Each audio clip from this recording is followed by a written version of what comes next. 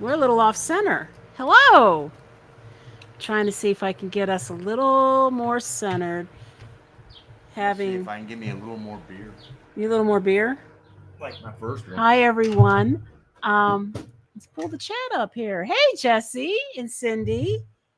Yeah, we're like way off center. Let me move down this way a little bit, and you come down and join me. There we go. Manual, the easiest way of doing it. Exactly. Yes. Exactly. I got something in my eye. Hey, look at the new surroundings behind us. Ooh, we're going to wait about 5 minutes, maybe 10, and give everyone some time to get on because we have a big announcement. He forgot something. We're not even put together right now. This is what happens when you're. Yeah, it will. Wait, I got bugs. Hold on. Darn it. Anyway. Oh my God, where are they coming from? If it's not mosquitoes, it's flies. And he gets up and they all sit on his pillow. Look, they're having a convention over here. Go away. Hey, Rick. And hello to Suzanne. Hola. I don't have a drink. Well, you can go fix one. Why don't you chit chat a little bit while I I can do make me that. a drink? I will be right back. I have a surprise drink for sure. Ouch. Ow, that's gonna leave a mark. Yeah, a little bit. Yeah. So Suzanne, hola, Annie Vet. Annie Vet knows what this is, but we're gonna explain the rest of it to all y'all here shortly. Hey, the good news is the computer's actually a distance I can see with my glasses. Normally, when we're doing this, it's right at the distance I can't see. Too far away for the bifocals, too close for the far away part. So this is working good. It, it is rather pretty. It's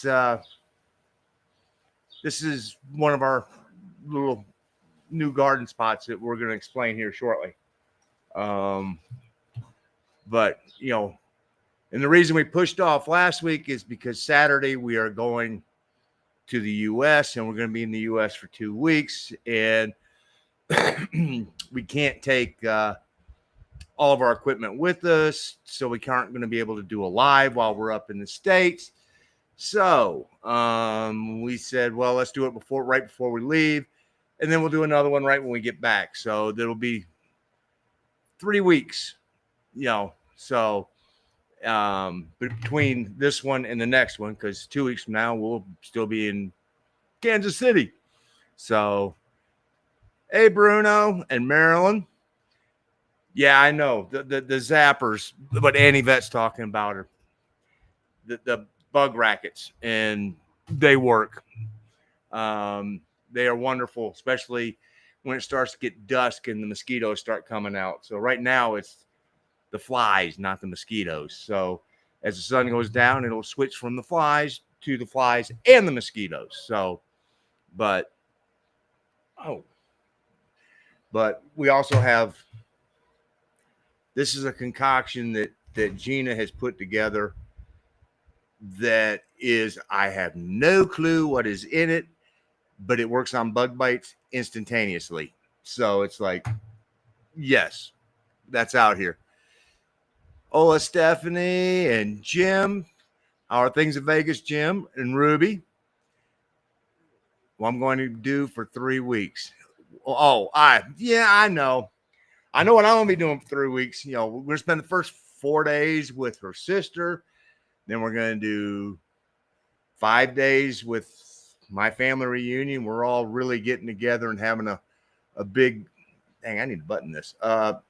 Good time going on for 5 days. It's last time we all got together was 2017, and since 2017, we have lost 3 members of the family. So we figured we don't want to wait too much longer because we everybody's important. So we're doing it, and we got an Airbnb or a Verbo or something up there, and so you know, we're going to be up in Matamora, Michigan. So if anybody knows the Michigan area, Matamora is about halfway between Pontiac and Flint. Yeah, I know, Jesse. It's sort of, North Carolina where I get all the weather and all the seasons, or I get Mexico and get the lovely weather, And I get a dirty creamsicle. That's what I'm drinking tonight. Look, I even put the whipped cream on it. You might want to tell everybody what's in that. Okay, so dirty creamsicle, really, it's just an orange soda float with vanilla ice cream and sherbet in it, or sherbet. And I put some orange liqueur in with it. A nice, refreshing beverage for the summer. Yes, we originally thought about. Well, actually, originally we tried it with some. Yeah, I got Naranja vodka. There was a recipe. The Mandarin vodka. There was a recipe for an orange white Russian. So it had coffee liqueur in it, and it had vodka, and it had orange juice and something else, and cream. It didn't work for me. I mean, the orange juice part was okay, but I didn't like the coffee flavor in it. So I'm like, forget that. So it sort of became morphed into. Then I came up with the idea of put some sherbet in it because she was like, I need a little body in it, and it was like it needed more of an orange flavor. Put sherbet in there. Yep. Hi, everybody. It's 7 after. I think we can probably head with the big story. We have a big story. And the two of us debated on how and when we wanted to reveal the big story. True. Because it alters how we travel. True. But it doesn't end the travel. So and also true. Yeah, so we still have our traveling and everything. However, would you like to? This is home now for the next year. We signed a lease. We actually came to the conclusion that as we were reaching the point of getting ready to go back to the States, then we come home, and then 2 weeks later we were going to be packing everything up and going to SLP, and we were both looking at it going, don't want to do this again. It was getting to the point that I was stressing out, and it was a whole month before we had to pack up again and move. And remember, I've been so busy. Over 2 months. I mean, I've been so busy with my new job that we were at that other Airbnb for the last 6 months, and I still hadn't even unpacked. Nope. At all. I was living out of a bag. And so it took us, after we found this place, we're in a place here in it's sort of in Querétaro. It's more in El Pueblito. It's even removed from El Pueblito. It's called Balvanera. We're in a country club, guys. Yeah. And so what we decided to do was, by signing a lease for a year, when it's time for us to go to San Luis Potosí, we only need to take the basics. We don't have to pack everything that we own. And that's the part. Yeah. And to actually drive it home, I spent a week moving stuff. He did small, easy to carry loads. And but he did Arlene one and Annie-Beth helped a little bit every day for a week. And it took a week. So if you can imagine us fully packing our car the way we do, where there's literally only room for the two of us to sit in the front, it's like, that's just how much work it really is. And so Mark spread this out over a week and took small trips. And at the end of that week, both of us were whooped. I could barely walk. I couldn't stand up straight. And I'm going, oh, the thought of doing that in one morning and then getting in the car and then driving for, 3.5, 4 hours. Sometimes it has been as much as 8 hours. That we just looked at that and went, we're not as young as we were. I mean, No. granted, it's only been 2.5 years, but when you physically hurt, yeah, it's too much. So we still want to continue the trip, but we didn't want to haul all of our stuff with us. And we looked into possible storage options. And, there are laws about renting storage units if you are not a permanent resident or something. yeah. But then And we know we have friends. we but know then- somebody who could have got us one. But I mean, Yeah, but then we have could we get a storage like building type thing, like a shed, and keep it at our friends? Yeah, but that's imposing. And we're just like, man, if we just had a place just to keep our stuff. unpack totally. Yeah. And then, when it's time to go to San Luis Potosí, okay, everything doesn't. I mean, there's some clothes that I have never put on since we've come down here. Not very many, but there are some. And, I mean, it's one of those where, okay, do I need to take all 25 t-shirts that I have for 2 months? No. I can take 10, 12 t-shirts. Do I need to carry the sewing kit? No. All the art supplies? No. all the kitchen supplies? No. I mean, take an egg pan, take a few other things. And so that was one of those where, the essentials that she needs for work, a suitcase apiece. Basically, just put stuff in the back of the car, a small load of stuff, and then we can carry that with us. Now, before we got to thinking about what we wanted to do exactly, we were already individually feeling like we were just really getting tired of moving our stuff. So, I kind of to the point that I had actually started looking at houses. So, I didn't know he was looking at houses, but and then we were over at Eddie Met in Arlene. She just looked at me and goes, I can't keep doing this the way we're doing it. And I'm like, thank you. Thank you. Yes, the last couple of months have been, we've been really busy.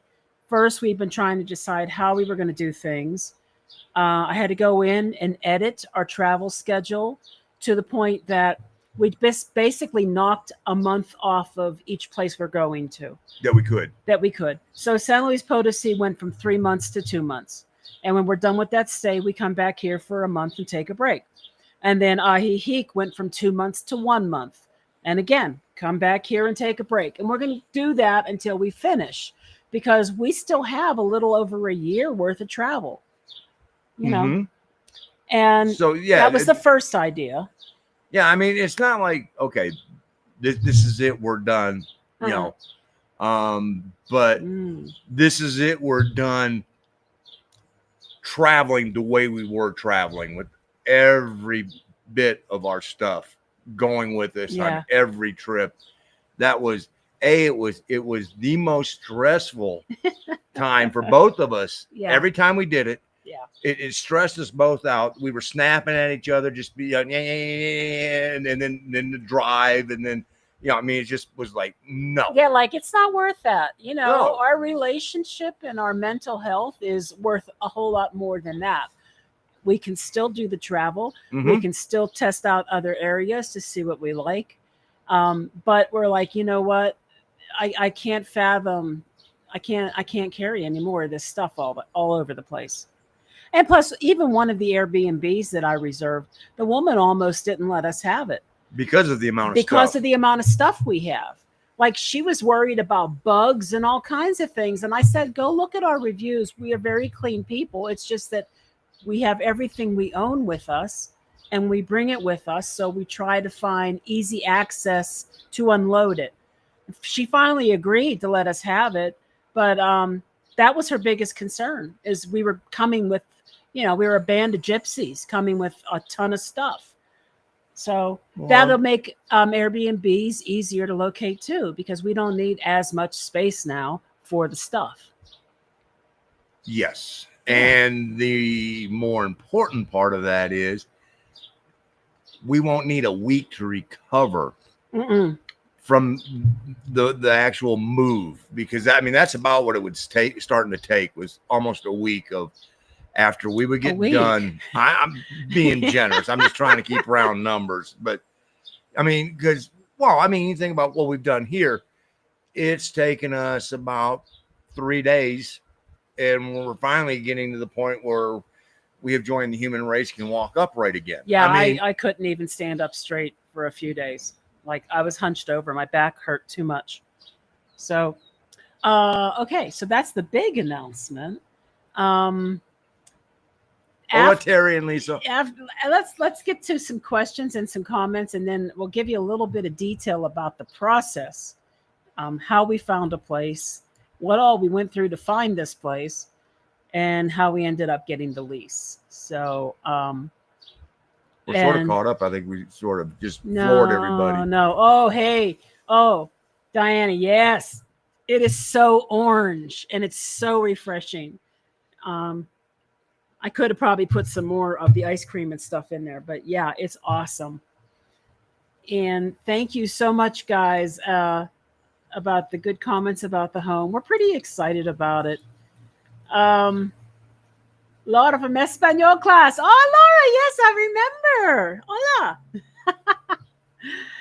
I wonder, did you go on to level 6? Because I simply didn't have time to do it. Okay, flies. Don't touch my drink. Okay.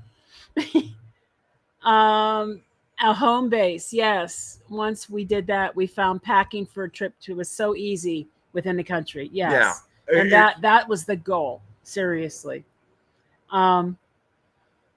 Wait. wait, what?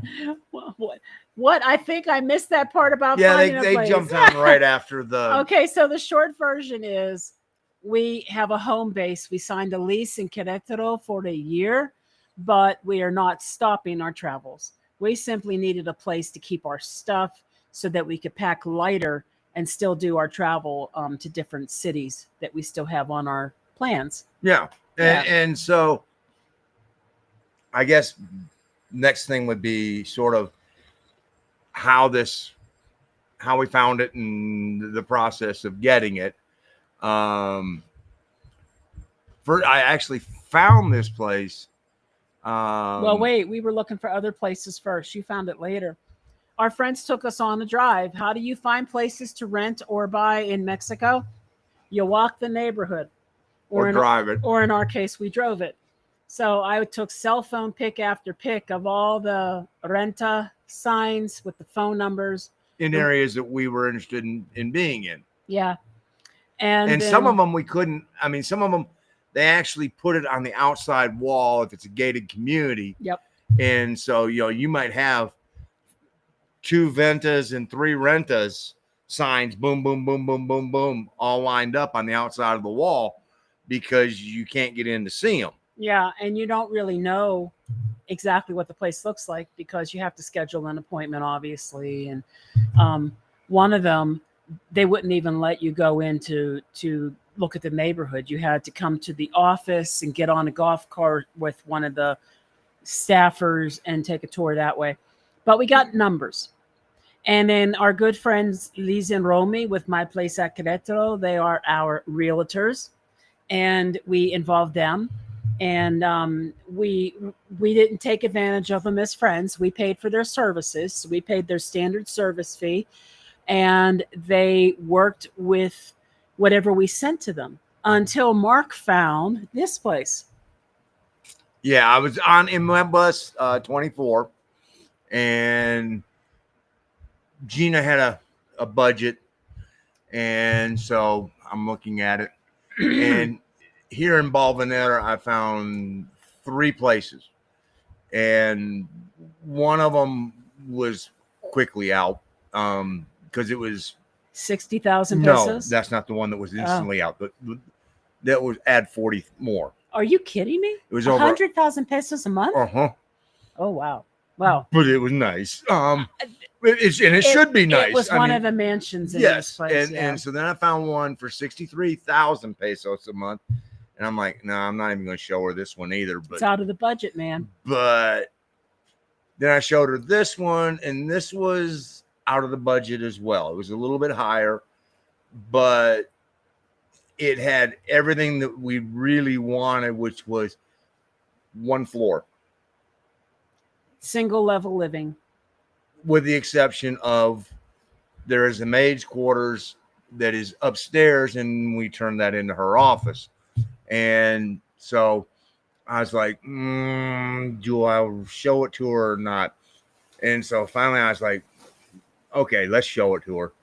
And she was like, oh, I want to see this place. I want to see it. It's out of the budget, but I started to rationalize in my mind that the entire time we've been in Mexico, I have indicated that I wanted our budget to be under $3,000 a month. Less would be better, but that's what I wanted it to be. Well, this place is about $2,300 a month. And then if you add in utilities, I think, and food, I think we can keep it under $3,000 a month. It's going to be close. It's going to be close. But I will also say that this place is on par with other golf course, country club type community rentals that would run anywhere between $5,000 and $8,000 a month US. Well, let me put it this way. I was figuring I was going to have to sell this place to her. We got here, and all I had to do was shut up and get out of the way because it sold itself, because she just kept going, oh, I like this. Oh, did you see this? Then I hear, oh, did you see this? And I was like, okay. Basically, it is a double-story living room area, common room area. It has sliding glass doors that are screened on 3 of the walls around the room. The other wall is the divider between the living room and the TV room. It has 3 very large, spacious bedrooms, each with their own bathroom, and a kind of a small closet, all things considered, in each one. It has a very large kitchen with a long, beautiful center island countertop, so lots of countertop space. It has a freaking espresso machine. It's got, I'm like, yeah. It's got a nice stove, an okay refrigerator. And it has one thing that we have never found Which in is all of Mexico. Oh, central air. Central air, guys. Central air and central heat. Each bedroom has its own, and they're all on their own controls. Now, one may say, whoa, that might run you a lot in electricity, but oh, no. Solar. We've got solar panels. So I'm curious to see what that's going to run. I don't think there's a battery backup, but at the very least during the day, it's not using that much electricity. And another thing we have never seen in Mexico, we just have, I don't know, water. Plumbed water. Oh, good God, yeah. We don't have no tinaco. No tinacos and no cisternas. No. And water pressure that is better than any hotel or resort shower that I have taken. Yeah, Ruby. The community is there are various, like I guess you could call them pods, and the one that we are in is shared among 8 houses total, has their own swimming pool that they all use, but there's only 3 of the 8 houses are being lived in right now. That means there's 5 empty houses, and I have yet to see anybody in that pool. No. We have closest I've seen is Francisco, the gardener, when he was cleaning it. We have 2 main outdoor patios. This is the little one. This is the little one, and the other one has outdoor sofa, love seat, bar type table and chairs, and a grill. Mm-hmm. This one has a garden, and it's got lavender and all kinds of cacti and stuff. The property includes literally 5,000 peso a month that is paid as HOA. that pays for the gardener. We have a gardener. He went around and trimmed plants and watered them the other day, in addition to maintenance, whatever maintenance needs done. And he takes care of the grounds. We hired the woman who was already coming in to do weekly cleanings. She's 500 pesos a week. She did a pretty good job. Yeah, For the she was most just part. here today. Yeah. Jesse, to answer your question, it's just a tick under 500 meters square. So that would be 4,500 feet. I don't know. It's a lot. It's a lot of it's about 40 over 4,000 square feet.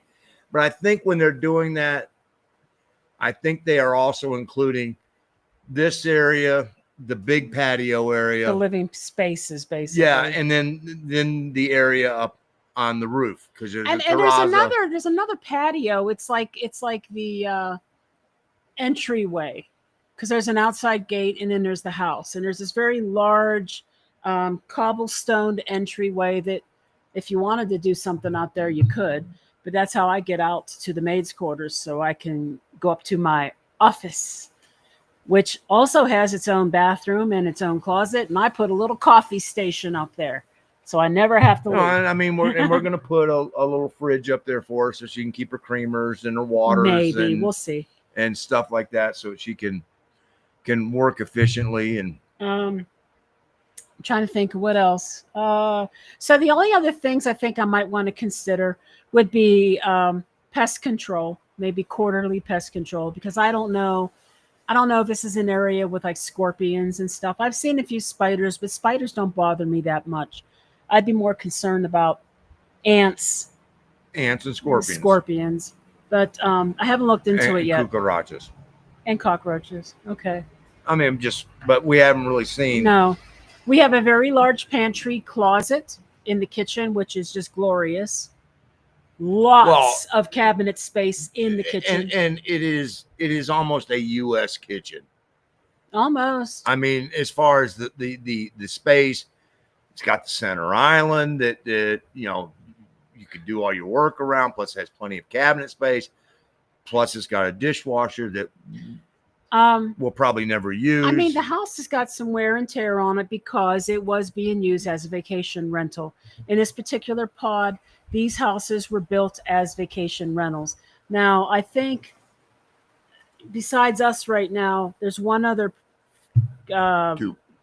I think, are they here all the time, though? Yeah, there's two that are here. So, then there's 3 total houses out of 8 that actually have regular residents in them.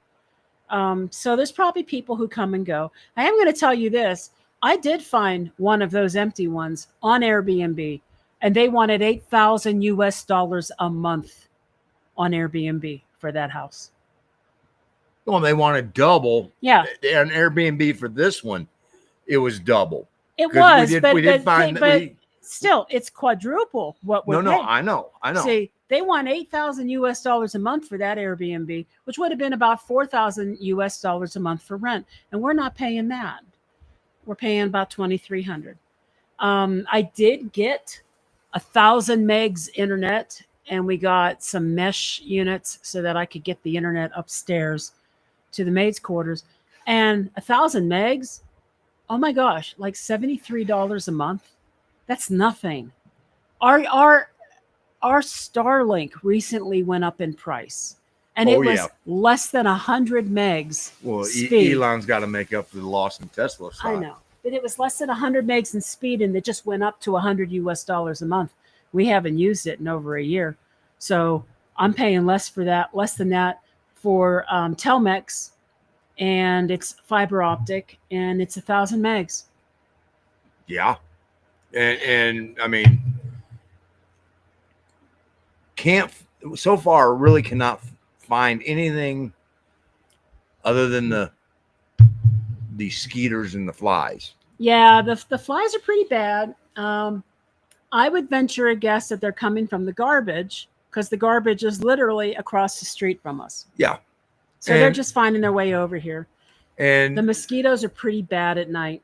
They are. But driving in to here, is really something to behold, because when you drive through and you get past the gate, they have a very nice restaurant sits over here on one side. Then as soon as you get past the restaurant, there's an equestrian field. And right now, the spring foals are out there with their mamas, and it's, Yeah, it's cool. And it's then- cool. If you like horses, it's a nice ride through. and then past that, you come to the jump center for the horses, where if you want to, do the jumps and all that, that's all out there. And then you turn the corner to come to our house, and it's all tree lined and tree covered, and it's like, and there are some mansions on that ride good through. Lord. Some serious money in some of these places, and they're quite beautiful. There is a golf course, of course, and there are some tennis courts and things like that. We don't have direct access to those things, but we can pay a fee to enjoy them, and I don't know what that fee is, and I probably won't pay it because I probably won't use it. No, Now the greens fee I think was $50, which is for the quality of the course that I've seen so far. Yeah, They put it this way: Terry's not going to be going, I got to play that course. It's not lush PGA. It's tight. I mean, it is, routed through some trees, and I was like, ooh, this is could be challenging. It could be $50 worth of a lot of frustration. So, Anyway, but yeah, so that's the news. I mean, are these coils actually attracting the flies? I do not know. Maybe it's the scent of lavender. Boy, they sure are out. They are like crazy right now. But that's it. That's the big announcement. And so you will be seeing the lives coming from various locations throughout the house. It doesn't get super hot. It can be a little wee bit uncomfortable after the sun has been beating down through the windows in the living room, but it's not horrible. And with the sliding glass doors, put a fan there, pull the cross breeze across, and it's like, there's a nice breeze there. Really? One of them just landed on my bug zapper and nothing happened to him. Well. Anyway. What else are we forgetting? That's about it. I guess that's it, guys. So we've been so quiet because we have been so busy. Well, and once we found the place, I made a mistake. Let's talk about that process. That's where I was getting back to. We were sort of starting there. And so, we contacted Lee's and Romy and everything else. And let's stop. Let's answer some questions first to clear the air. No, Suzanne, this is not the place that we Airbnb'd and then leased for a while. And one of the primary issues that we had, we liked that Airbnb, but it was so incredibly dusty. And I would like dust, and then the next day there was dust. And part of that is because it's in an area of Querétaro with a lot of new growth. Querétaro is arid and dry. And with the construction right across the street, the whole area is being dug up all the way around us. We drove home one afternoon and a dust storm blew up, and it was like we were rolling through the images of the Dust Bowl from Oklahoma or something. It was gray, brown fog, and we could see it coming at us. And then when we were in it, it was like fog. That's how much dust is out there. And one could say that maybe there's a lot of dust out there because there's very little green space. Which not the case here. Lots of green space here. So I've noticed we've been here almost a week. I haven't seen dust anywhere. No. Anywhere. And, I wiped even like this table out here that we're sitting at. Yeah. If we'd have been at the old place, this would be like oh my God. Dirty right now. Yeah. So that was one big thing. The other big thing was that it was 3 stories, which meant that's 3 stories every night that we have to climb to get to bed. That's anytime we move stuff. And the heat increased the further up we got. It So was very hot with the master bedroom was the entire third floor, yeah, but no air. At night, you just, There's no air. And so it's the hottest room in the house and there's no air to cool it down. Fan doesn't even help. Also, the electricity went out numerous times. a lot of times. I wouldn't say like it wasn't like every day. Lately it had been maybe every week. But when it did go out, it would like flicker off and on 4 or 5 times and then it would be out for like an hour, maybe 4 hours. But that's about the longest I think was 4 hours. It wasn't horrible, but it would happen at the worst times. And sometimes I think it was related to the rains because it's rainy season, and we got some pretty big storms that came in.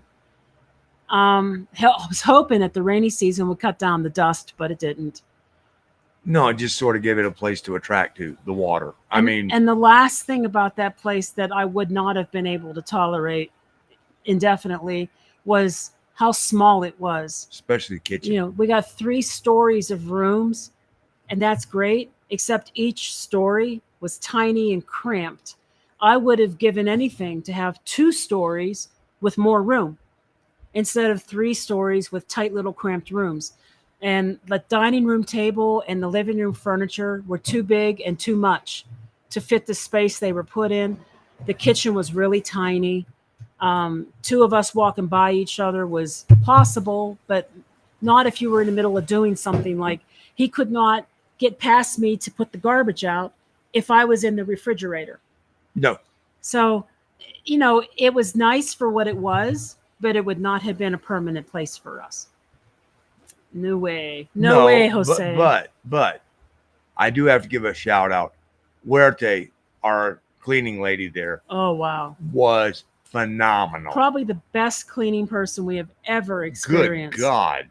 She even would clean out our refrigerator when she came. Pull everything out, clean the fridge, and then rearrange our fridge for us. I mean, it was like she was just amazing. And our host was really, really good. We had very good hosts. No complaints at all. Nope. In fact, when we told him we were leaving about a month early, he was worried something was wrong. And we were like, well, no, there's nothing wrong. Nothing at all. It's just that, well, we now have 2 houses. And we're going to the U.S. on a trip.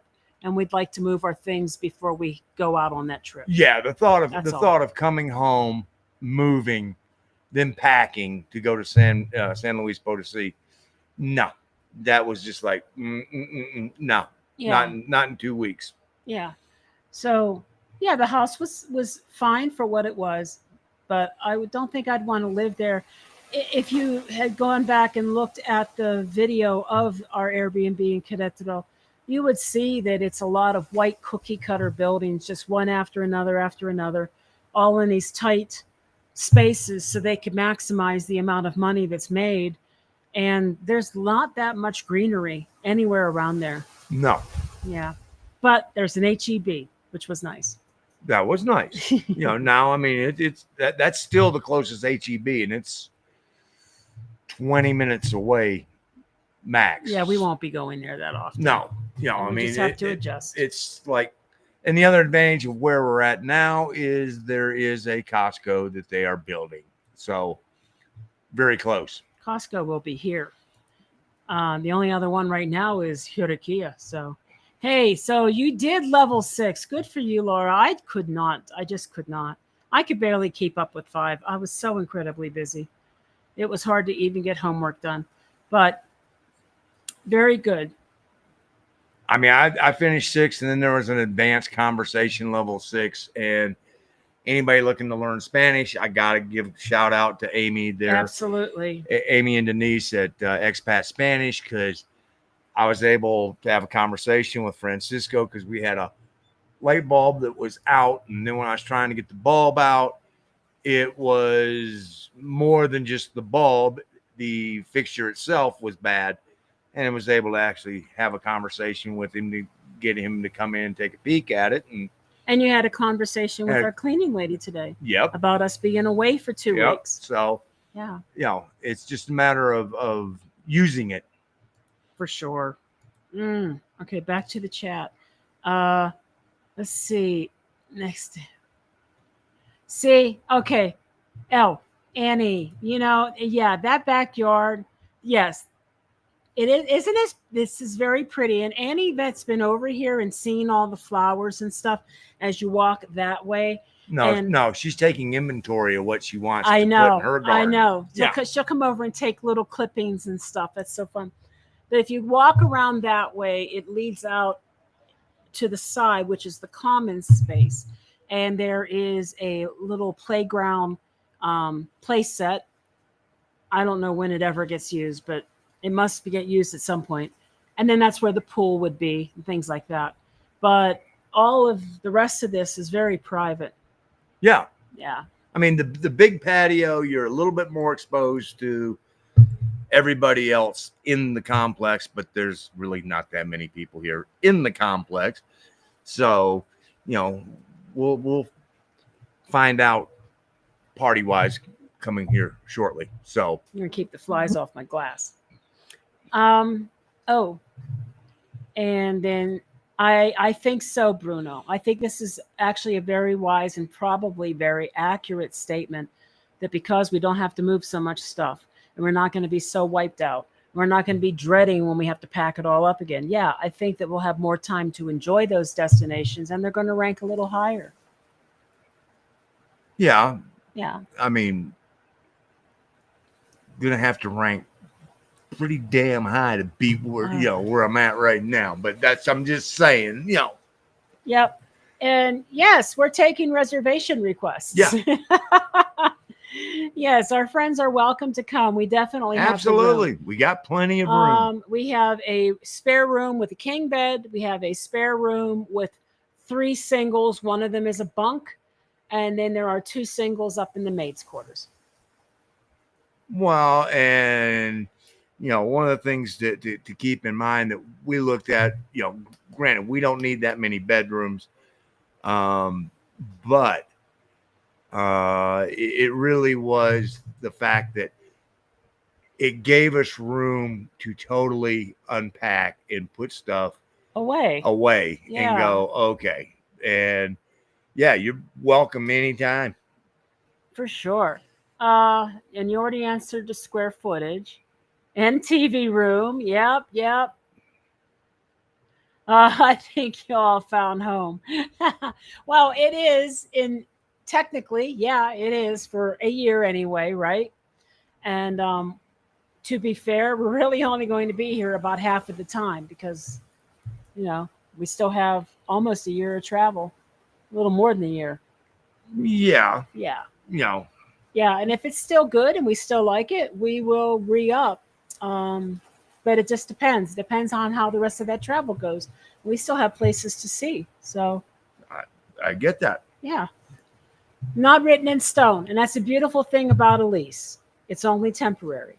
Unless you want to make it longer than that. Hey there, Mark and Paulette. And Elsa and Benito, Lambden, Marilyn. Hello. Yes, Suzanne, it is a limited access community.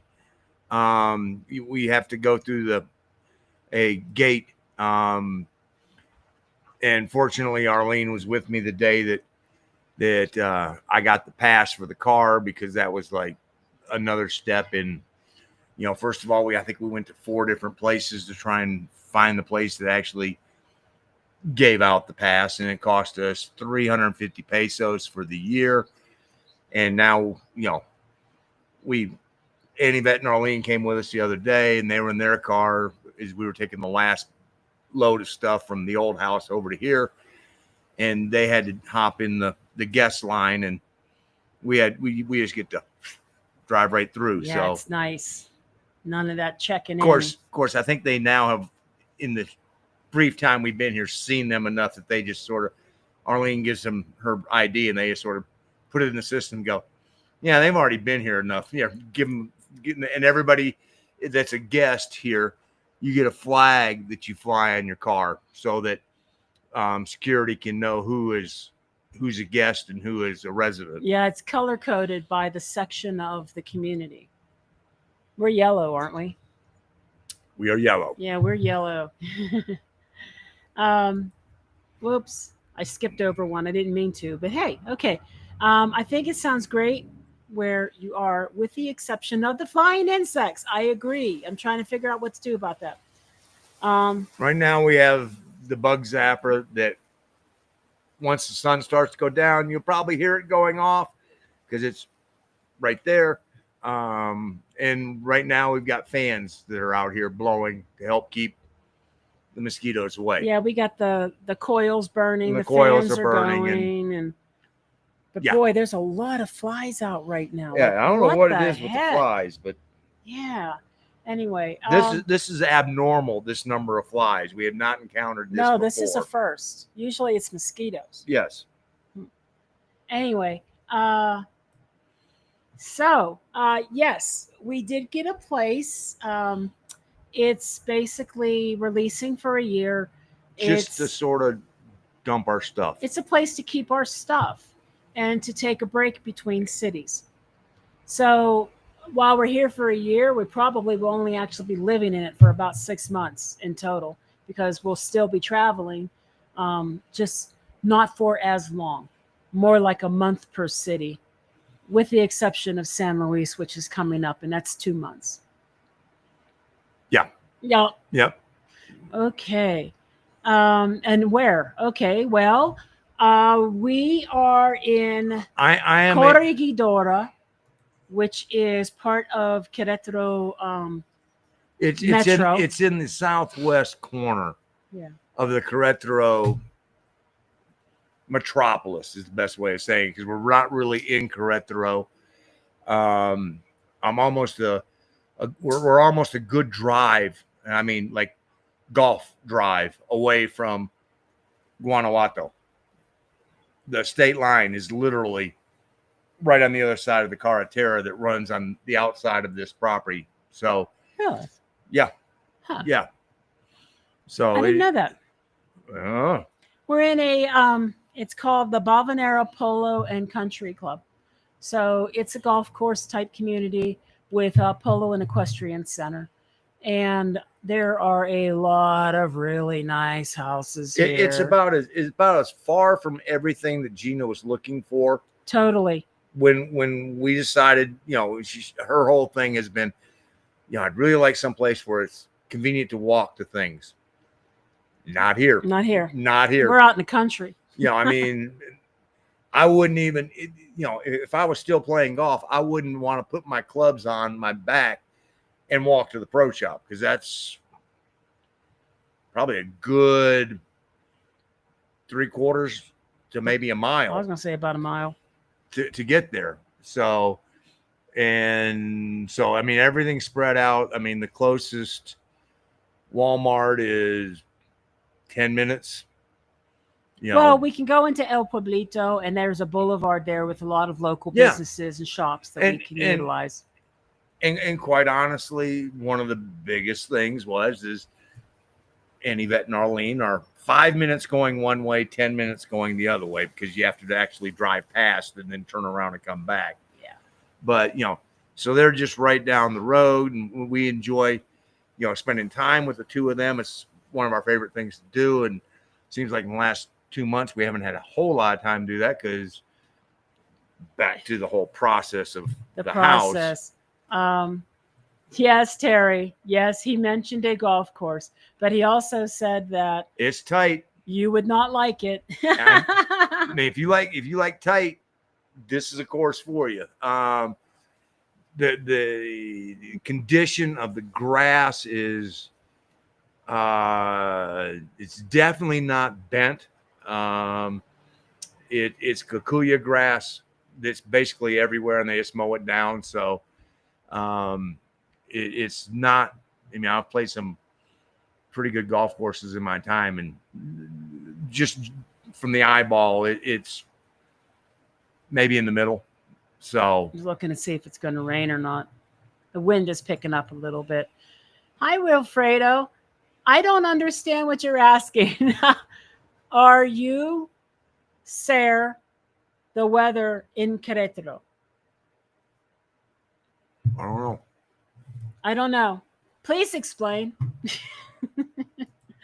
um, Speaking of golf, I was a half a golf ball from my first hole in one. What? Ow! That would have been pretty awesome, right? Now, I've had a hole in one for 2 holes. I actually Okay. dog leg left and par 3 coming back, and I actually hit it through the dog leg and went up there to go look for where the ball was. Couldn't find it, and it was in the cup for the next hole. Oh my God. For the next hole. That doesn't help. That doesn't count. And yes, I agree. This place really is quite nice. What do I love the most about it? I like the openness of the living room and the cross breezes that we can get with the screen doors on all 3 sides. The central air for at night. The central air for at night in the bedroom makes it very easy and comfortable sleeping temperature. And I like the space. Yeah. I've decided definitely the places that have made me the happiest that we've stayed in are the ones that had space. El Tejar. El Tejar. Talk about I mean, space. even Merida with that Merida. colonial home. Lots of space. If it's got space, I really enjoy just having that. Progresso. Yeah. I mean, I just don't like being all squeezed up and boxed in a little tiny room with a bunch of furniture that doesn't fit. true. You know. So I mean, the worst one on that had to be San Luis Potosí. that first plan we stayed. But that was because that was a last minute, and we were desperate to find some place because we'd made a change in the schedule. Well, and it had an entire open roof for you to smoke. Well, on. that was all well and good, but sit on the toilet and the wall was right there, and it was like, I know that they like to try to maximize the space that they have, make the most use of it. And it's often small, tiny quarters. And when they build, they tend to build a new floor above and above. I just like how this is all one level and there's lots of room. And it's just the 2 of us. I mean, if we had people over for a party, which will be happening soon, there's plenty of room for that. oh yeah. Oh, for sure. So that's right. Thank you. It makes a huge difference when you've been nomadic for a long time. And, I really enjoyed us just bouncing from place to place to place at first, but it was getting closer to going to San Luis, which I love, by the way. I want to go back to that location, but I was starting to loathe the entire process of getting ready for that. And the thought of having to pack everything again and move again. And the fact that I hadn't unpacked in 6 months. So, yeah, I mean, the biggest thing was literally we could not continue that lifestyle that we had been doing for 3 years. I mean, when you count from the time that we left North Carolina, True. we have been, for 3 years without a home base, and that has been wearing. And each move was getting harder and harder because we'd pick up this or we'd pick up that because we get something, and then all the packing just became. It was still tight because I would get rid of stuff too. It's not that we added and didn't get rid, but it was tight. It was always tight, Yeah. and it was hard. And oh gosh, yes, the dust, crazy dust. I didn't realize you were dealing with dust too. Man, it's just something. Like I have never seen a dust storm rolling in, and we drove right into one not that long ago. Yeah, I thought it was rain, and it was like, it wasn't nope, rain. Nope, dust. that's dust coming our way. For sure. Yes, I am so excited about Costco because, you can get really good deals on things there if you've got the space to keep it. Or like electronics, for example, like televisions and things like that. But we don't want to drive all the way to Hodokia. We will be, but eventually. But the thing is not on a regular basis. The traffic in Querétaro is no joke. It's just as bad, probably worse than it was last time we were here. And they had expanded the highway. But down where we were living to get into Centro, depending on the time of the day, it could be pretty bad. It took us 30 minutes one time to go like what, 3 miles, 4 miles? Well, when we had the meet and greet, yeah, we had to wait for Gina to get off work, and we had Tom with us, and we're going, okay, we're running late. We need to go. And then we hit that little section of 57D from 45 to Los Arcos. And that little stretch, it took us probably 30 minutes to drive that little distance. And once we got past Los Arcos, it was like somebody unleashed the governor, and I was like, floor down, let's go. We were late. I mean, it took us almost an hour to get home the one day from here to the Airbnb because an accident. There was a 4-lane highway, and they had to shut down 1 or 2 of the lanes because there was 3 to 4 cars that were involved, and that half of the lanes being shut down slowed us down to almost an hour for a 10-minute drive. Yeah. So traffic here is heavy.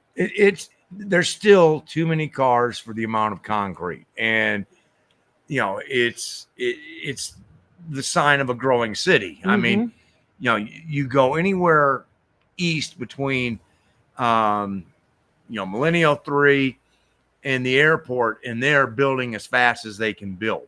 I mean, it just keeps going.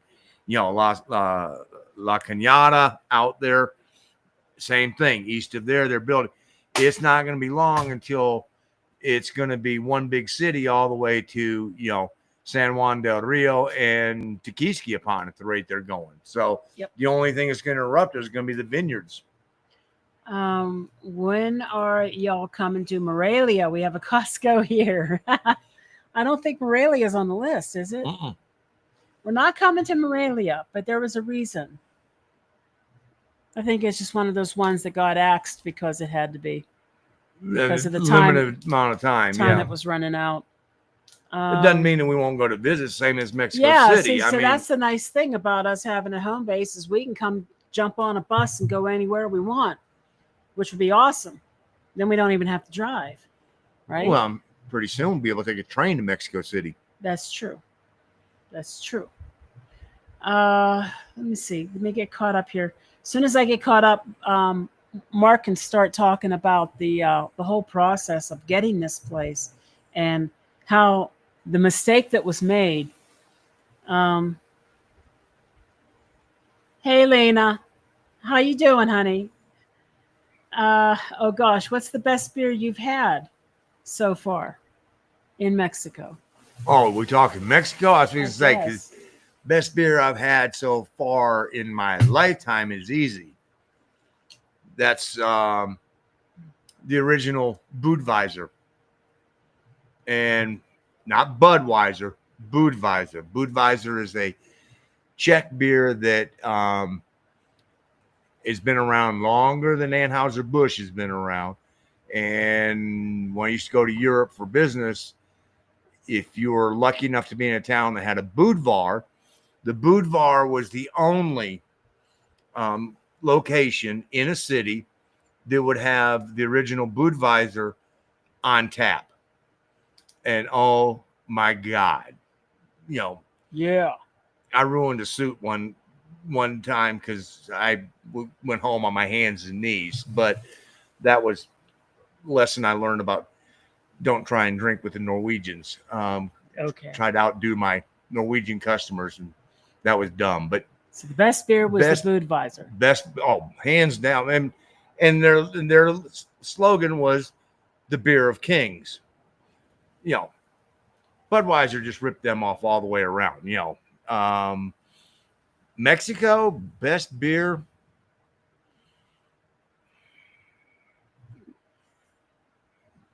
God, I'm gonna catch shit for this. I know. I still like my Corona. I mean, There's nothing wrong with that. yeah, We like the Corona. Carta Blanca is good. The Victoria is good. Pacifico Blanco is good. You know, so Okay, moving on. Yes, Deltron, we did sign a lease in the municipality of Corregidora, very close to El Pueblito, which is just south of Querétaro. It's part of Querétaro Metro, and it's on a golf course and polo club type country club community. It's Balvanera Polo and Country Club.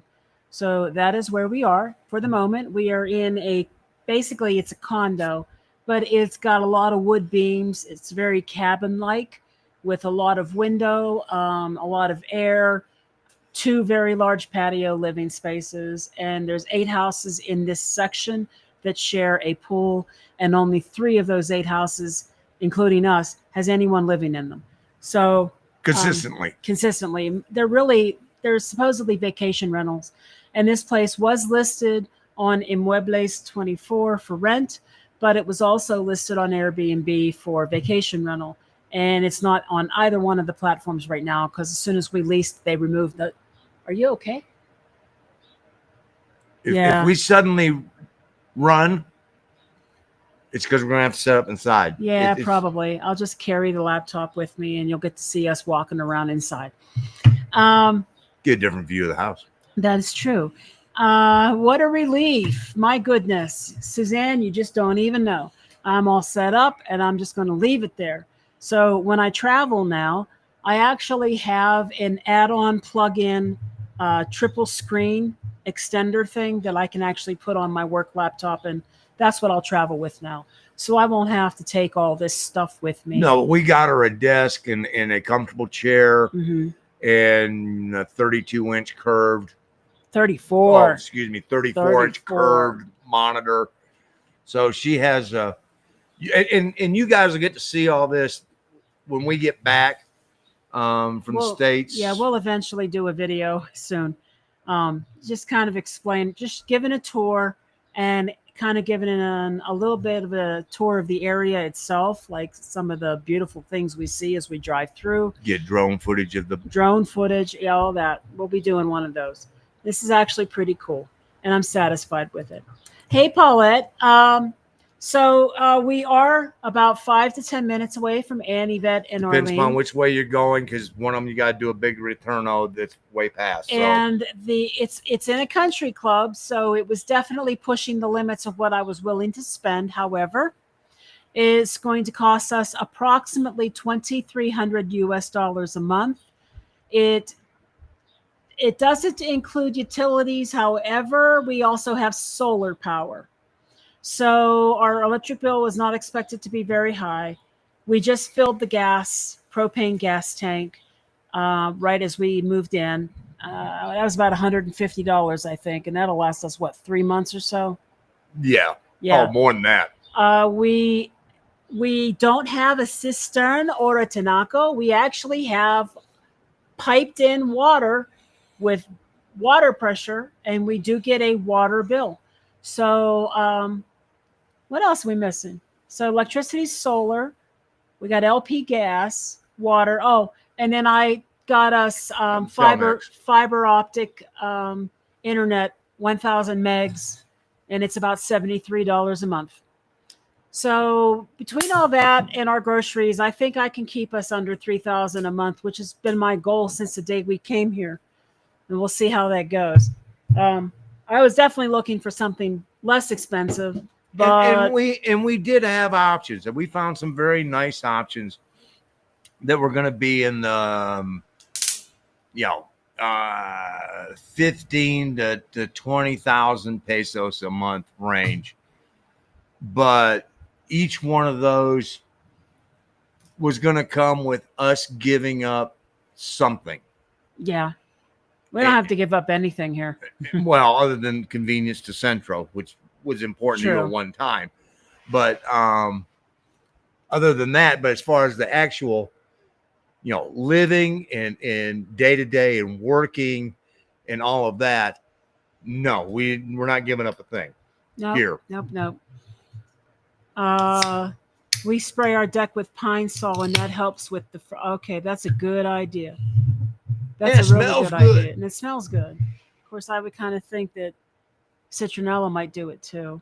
Um, Thank you, Tom. We're kind of excited to actually live somewhat normally now, even though we are still traveling, obviously. But it's nice to know that we can just take what we absolutely need with us and not have to worry.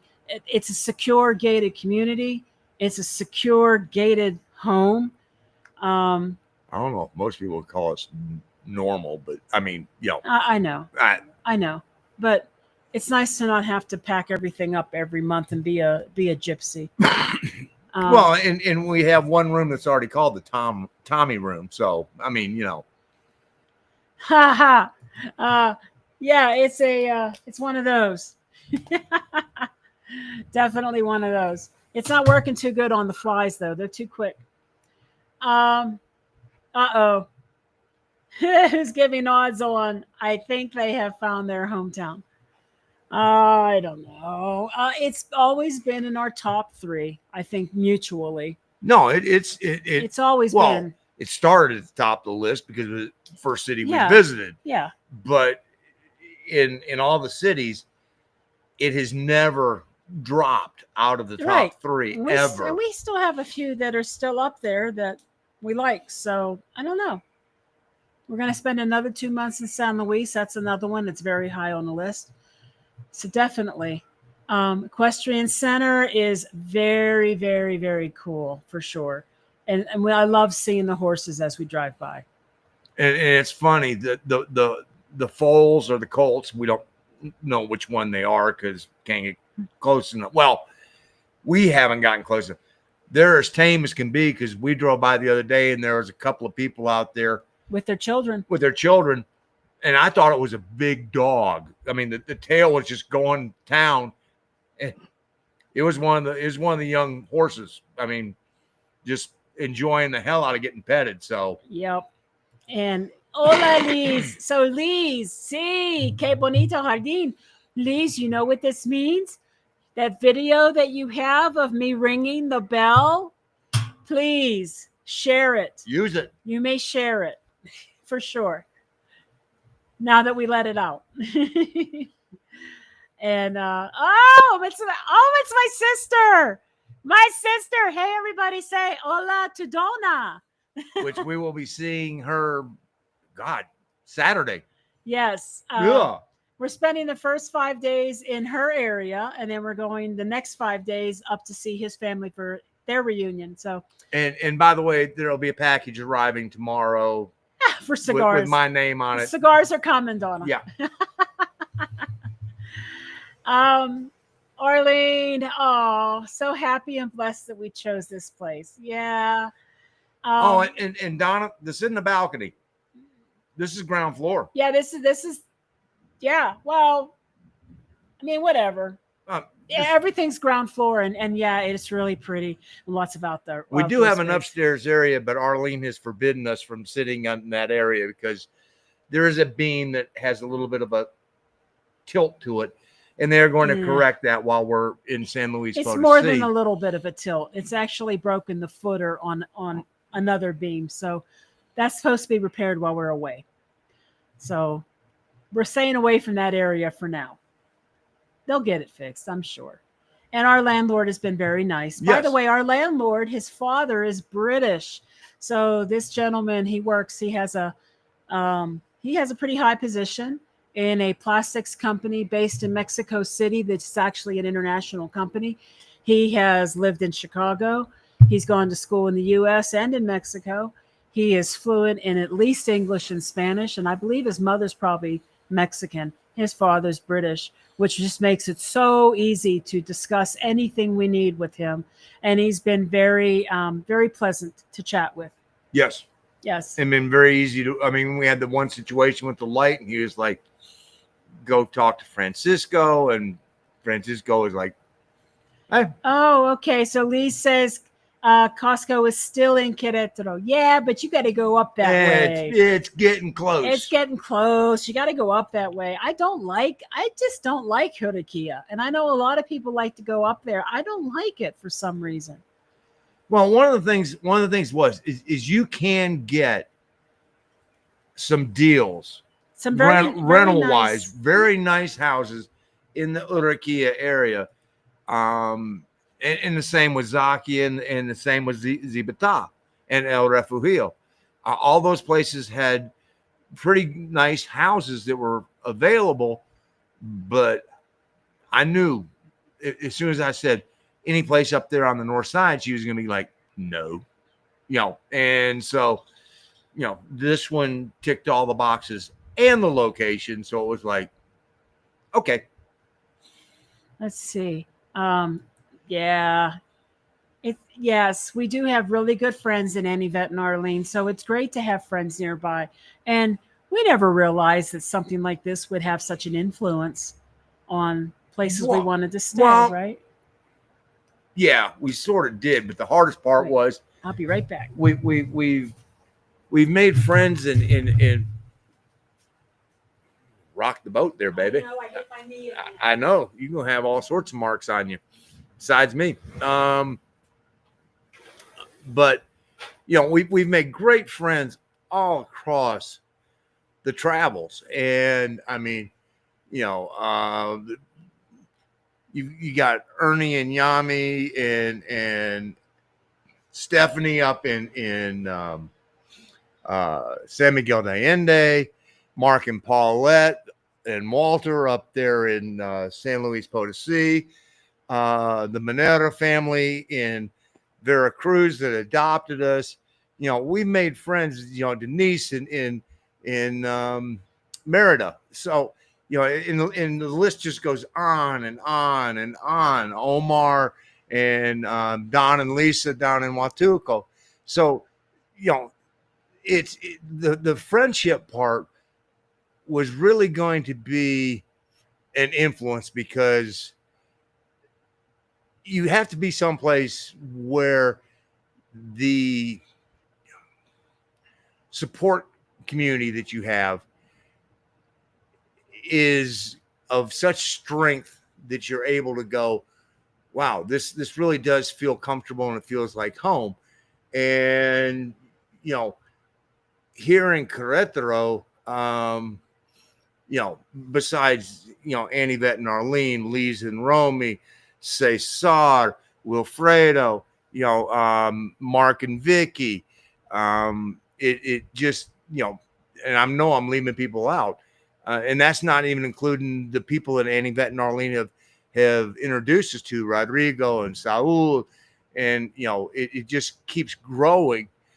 But one of the great things about Mexico is that finding great people and finding friends is very easy. It's easy. And so, that's one of the things that when we were really sitting here going, it's not time to settle down, but it's time to drop anchor, to dump our stuff and slow down.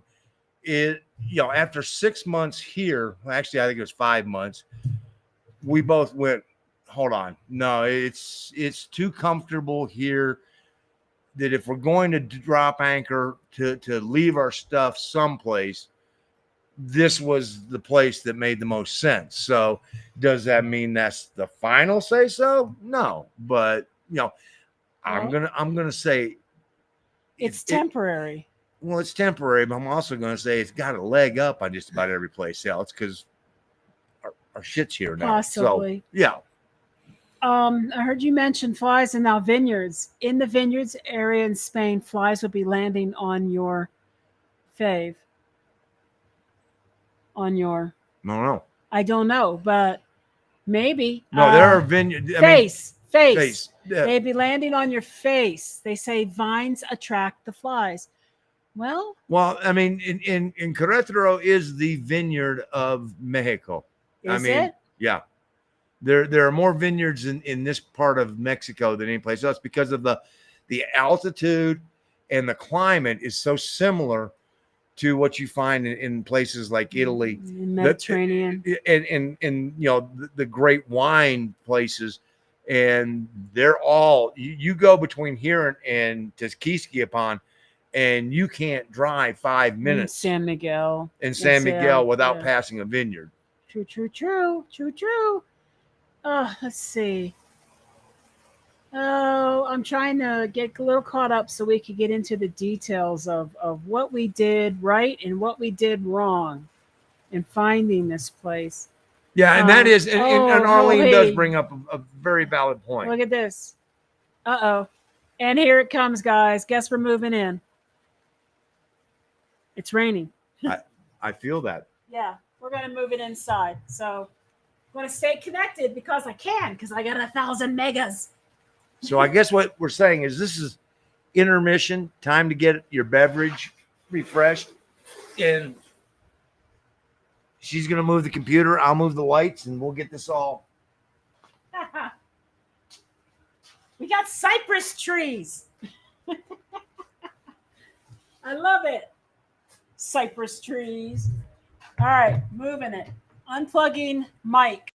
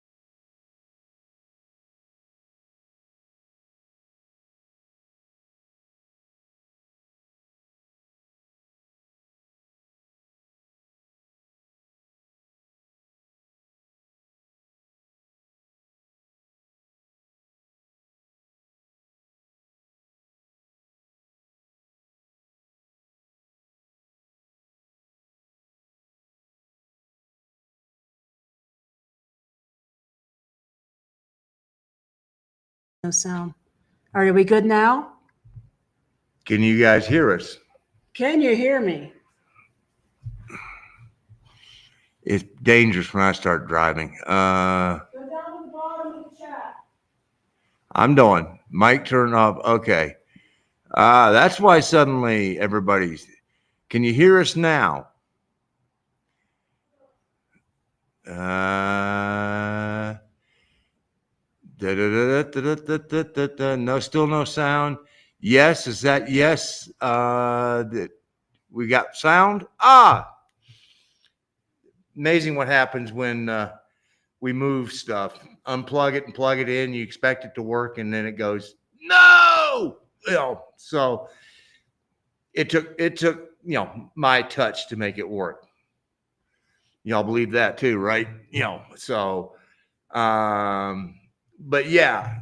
So okay, let's see. Going back up here now, we can get past all of those sounds. Where were we at? Okay. Yeah, this is the actual dining room itself, and then there's a little sala area right here, and then there's a fireplace. On the back side of the fireplace is the TV room, which that sofa in there is made for a nice nap. So, and yes, I have tried that out, and it works very well. It's all glass. So, and the one thing is we're not too worried about somebody breaking in here on Balvanera, because I think that probably most of the or a lot of the higher ups in around live in this area, because it's what is it that Lees and Romy said? Crema y Neva is here. So it's up, and the house right across the street is a mansion. If I'm breaking in someplace, I'm going next door. So yeah, I'm just saying that we feel pretty good about being here.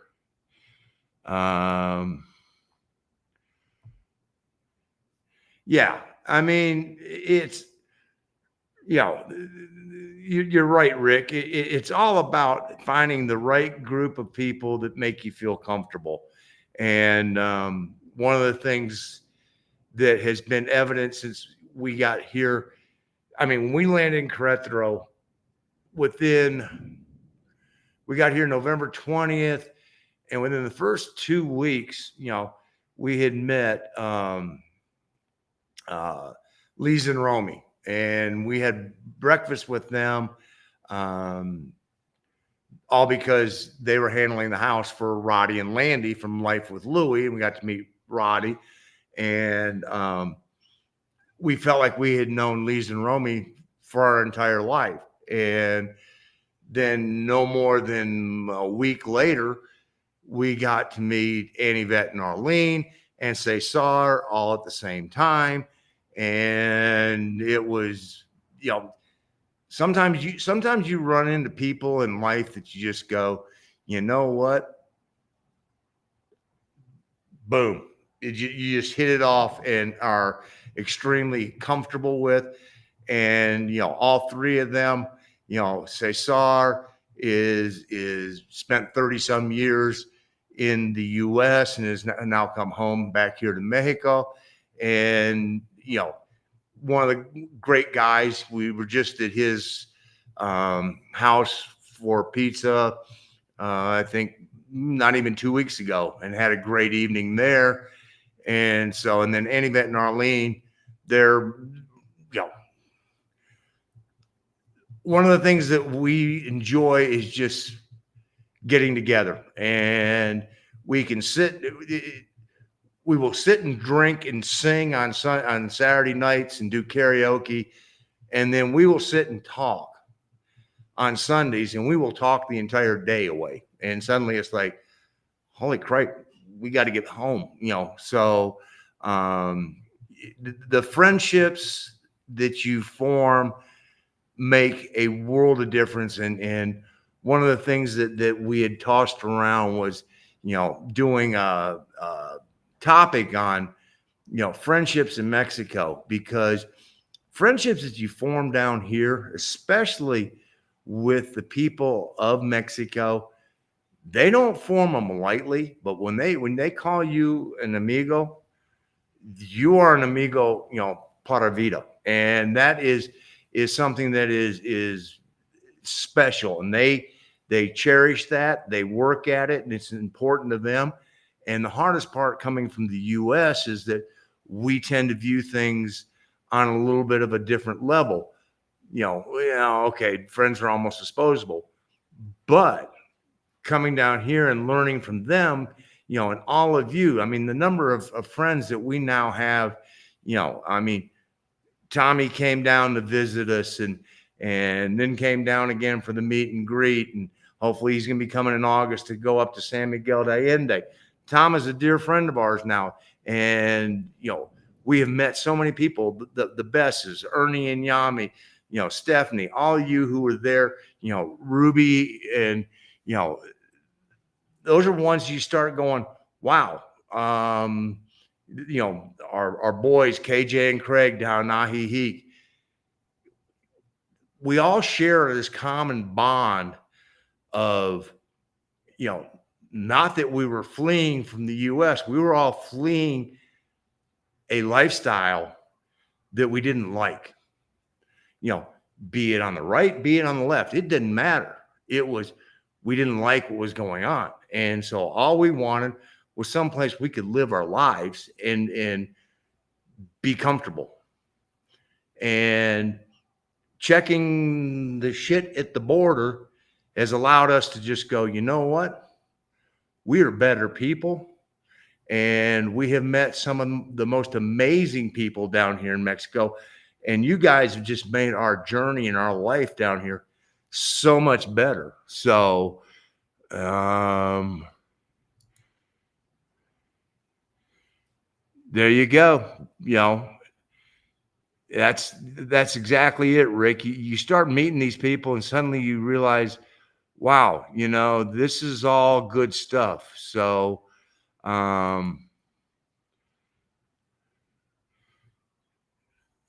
been raining up there in San Luis Potosi. Yeah, there goes a little bit of thunder going on. Let's see. No, we found our way back. Let's see. Where are we at now? Yeah, it does rain more in SLP than Querétaro. Because when we were there, it was one of those. We got a little bit of the early start of the rainy season there in San Luis Potosi before we left. And when it rains there, it rains. Here, it seems like, we get rain here in Querétaro. It always wants to wait till the evening, and then it sort of just, most of the time, gives us a brief little shower and it's done. So we've had some that have been pretty strong, but yeah, I see that everybody was like, sound. And I'm like, why are people calling me? yes. I mean, I'm like sitting here going, hold on, that's Romy calling. That's Arlene calling. What are they calling us for? Everybody's calling. Yeah. No. So when I had to bring the computer in, I had to unplug the mic and unplug something else. And when I plugged the mic back in, it just didn't come back on. Yep. So there you go. This is a good one. I'm hating the racial tension as a Mexican living in the States. I'm going to play the lotto and see if I can get the F out of here. I'd sell my citizenship if possible.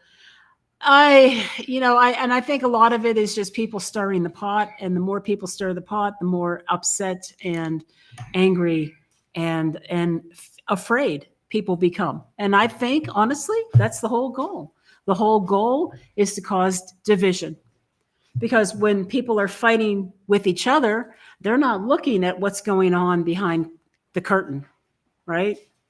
So Yeah, I think it's unfortunate, Well, and I'm glad that we're out of there too. And one of the things, honestly, is if you really look at it, it's not 90% of the people. 90% of the people share the same beliefs, and they just keep getting stoked and having to hear it. And if left to their own devices, people are good people. Evidence, look at all the great people that we have met down here. Yeah. From both sides of the spectrum. And I don't give a rat's ass which side of the spectrum you're on, because guess what? It's what works for you. And that's what matters. So, it's one of those going, people are good. And that's the part that you have to pay attention to. Hey, Andrew, you missed the big announcement. You'll have to go back and listen. It's so much to talk about. It's crema innata. Ah, okay. So basically, I figured out what that means is high society. Yeah, well, I butchered it while you were gone. So I understand. Yeah. And funny how back home, Mexico, my people are extremely hospitable. Too bad Americans can't be like that. I hate this whole, I think it's unfortunate. I don't think it's everyone. And I can honestly tell you that I never knew anybody who was mean or unkind to people who were from another country. But I know that there's people out there who are. Oh, God, yeah. So I'm feeling like you're seeing the worst of it. I think you're seeing the worst of it. And that's very unfortunate. But overall, I would agree with you that in Mexico, the people are much more hospitable. The first thing is they're not worried. When I say the people here in Mexico, they make the most out of their life. They want to get the most out of it, the most joy, the happiness. They spend time taking, family is important. And in the U.S., it's more of the, to borrow a phrase from Waylon Jennings from the song Lukenbach, Texas, they're so busy keeping up with the Jones, 3-car garage, and we're still adding on. It's one of those things that you just sort of have to go, be thankful for what you have. Don't covet what's down the street. You really don't have a bad life, and I say that, and there's people out there who do. We never had, it may not have been easy at times, but we always made it through. And so, it's one of those we just have to go, hey, It's where you have to focus on the things that are most important. Yep. Your family and your friends. And some may also say your faith. It may have rained. Well, guess what? We just move it inside. Exactly. Yep. So I'm sorry that, you're experiencing the worst that you could from people. It's unfortunate. And I'm going to say that the problem is in Washington because leadership, and I do mean leadership from both sides of the aisle, act like petulant children instead of leaders and step up and go, let us show you how we can get along. No, all they do is point fingers and go, it's their fault. It's their fault. It's their fault. And that's not leadership. Leadership is standing up there and going, I don't agree with you, but let's see how we can get something done. Right. See, Romy, your mama wanted my phone number so she could talk to me. I remember this. I do. Mama's special. I know Mama is special. Yeah, I agree with you also that I do see that Mexicanos are getting irritated with the United States. They're getting irritated with gringos, and I've seen that on the rise. But at the same time, I also know that anyone who has ever met us personally has come to be our friends. Yeah, and again, they look for quality of people, and they look for what is here. Right. And if you're going la corazón, and that's the important part. If you're a good person, we have yet to meet somebody. Well, we should point out that we also come with the state of mind that we are guests and Act accordingly. we should act accordingly. We are privileged to be allowed to be here, and we should appreciate that opportunity. We are not entitled to anything that is here, and it's those who come with their entitlements. It's those who come with those attitudes and those things, those ideals that they don't leave at the border. And the anger. They're the ones that they kind of give us gringos a bad name. Let's just and quite honestly, yeah. I'm with the Mexicanos on that. I don't like them either when they've got that type of attitude. It's For like, real. you know what? You know, you if you're came down here to escape it. So escape it, leave it, make new friends, and quit judging and doing all of that, and just go, you know what? You are who you are here. And that's, But we definitely come here with the attitude that we are Mexico's guests. Yes. And we should behave as a guest should behave. Yes. For sure. And we respect that. Follow the rules and honestly, be good. I feel so I forget the word that I'm looking for right now, but after coming to Mexico, the doors opened with the opportunities to learn about Mexico's history and Mexico's culture. And we have taken that in. Oh, God, yeah. And I find the history of Mexico so fascinating. And I regret that in the United States, they don't teach it. Nope. At all. They don't teach Canada's history. They don't teach Mexico's history. All we learn about, for the most part, is, the Byzantine Empire, the Roman Empire. We learn about Greeks. We learn about European history. European history up to about World War II. And then and that's about it. We don't learn about our neighbors.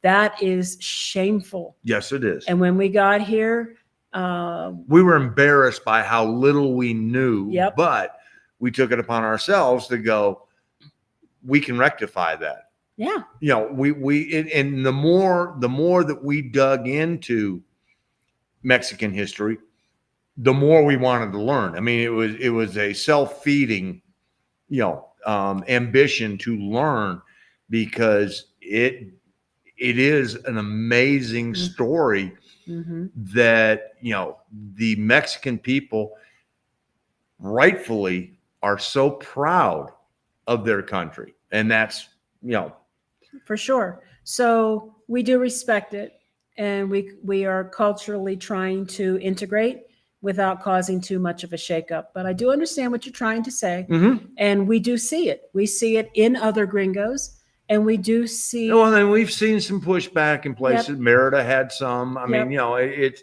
it's and I'm not singling out Merida. We just happen to see it there. But Oaxaca had some of that. Oaxaca and Chiapas, those two states being the two poorest states in all of Mexico, there's a different vibe there, Right. So. Oh, yes, it's raining in Calesa. Calesa was one of my favorite colonias in Querétaro. I could have easily lived in Calesa too. Yeah. Just saying. Oh. Easily. Yes, it's kind of universal that if you're here and you're trying to integrate, you need to leave that baggage behind. Check it when you cross the border. Leave the shit on that side of the border, because know what? It only impedes your ability to be happy. And first thing is, get down here, turn off whatever news you're watching. Turn off whatever social media that you're going, oh, look at what I'm getting on now. And it stokes you. And that's why I do no social media. You guys are the only social media that I do. And it's, guess what? You want to communicate with me? Call, Call. See, and this sentiment, the eye for an eye, this is what's causing a lot of people to distrust each other and not want to try to get along. And the media knows this, and they're using it. They're using it to cause anxiety and distrust between people. Unfortunately, you just have to turn. You just have to learn that people are being pushed. And I hear what you're saying. And Mexicans are also feeling this. They're being pushed because of what they're seeing being reported and what's happening. But remember that the media wants that. They want that. And remember that they handpick what they report. Yes, they do. If you live in the U.S. and you look up media stories on what's happening in Mexico, you never hear the good stuff. Oh no! All they ever say in the U.S. is how horrible Mexico is and how dangerous Mexico is. And so, yeah, you have to remember that what you're hearing has been selected because instead of reporting all the news that is the news, it's being cherry picked to go. We have an agenda, and I honestly have believed for the last 20 years or so that the U.S. media has wanted to pick on Mexico because it makes them go, see, we're not as bad as our neighbors, and bullshit. Your neighbors down here to the south have got a much better life going on than what you do back in the U.S. So it's just what they feed you. Yep. I have learned to turn a lot of that off. And I don't trust anything. I don't trust anything unless I could do some serious vetting on my own. And to be fair, I don't have that much time. or that much inclination. Right. I would rather, instead of finding reasons to dislike someone, I would rather find reasons to like them. Mm-hmm. It takes a whole lot less energy and causes a whole lot less stress to just get along. Takes fewer muscles to smile than it does to frown. That is true. And thank you, Romy. My hairstyle is the same one I've always had. I just threw some dry shampoo in there to try to fluff it up a little. And look, guys. Yeah, I fluffed mine Look up at too. this. Look at this. I feel like I'm losing all my hair. You really want to have that comparison? Okay, but you're a man. Okay. That's allowed.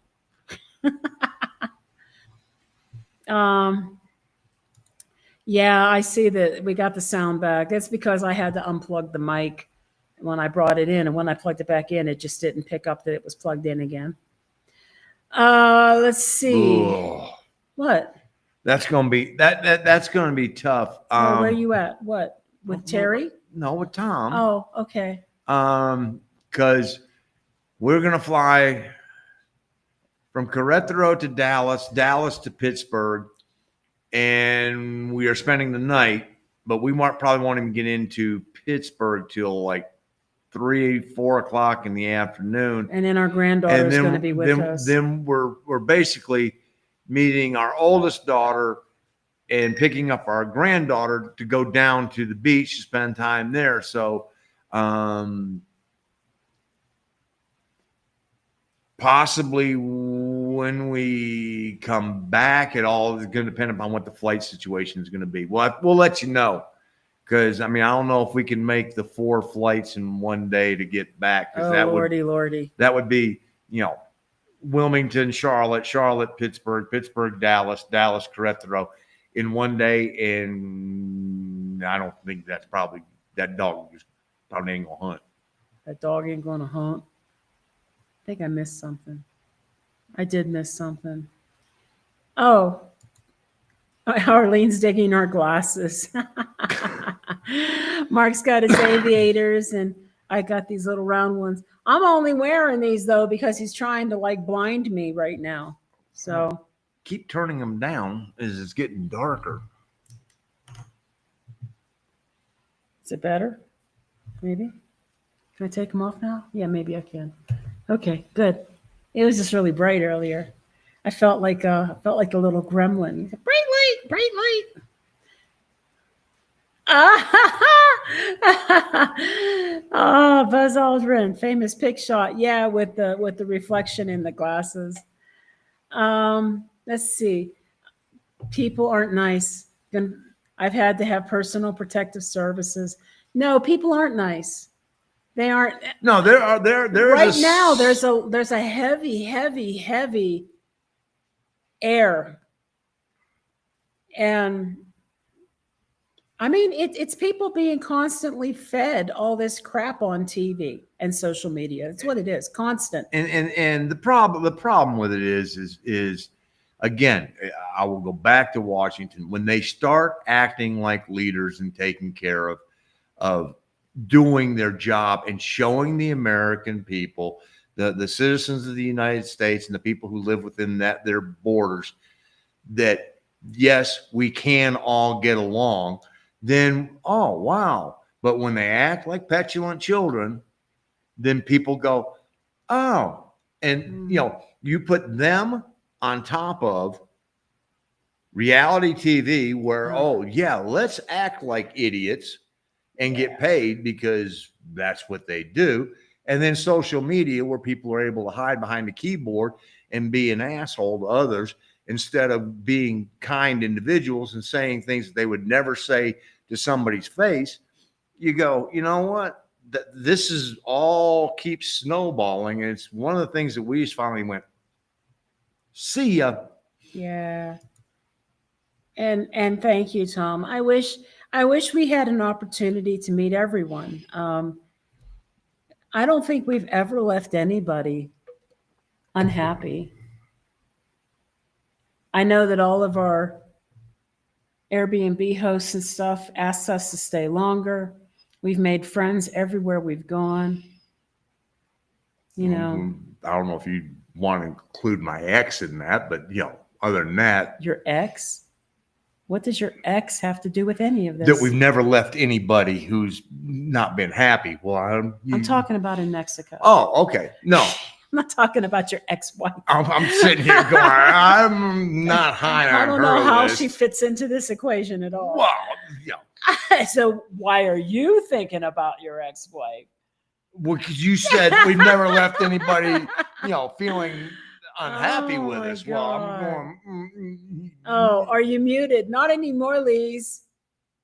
Are you still not hearing us? I think everybody else is hearing us now. Ricky, we do have the best of both because we have the fluidity to go back if we wanted to, but guess what? We don't want to. No. So what does that tell you?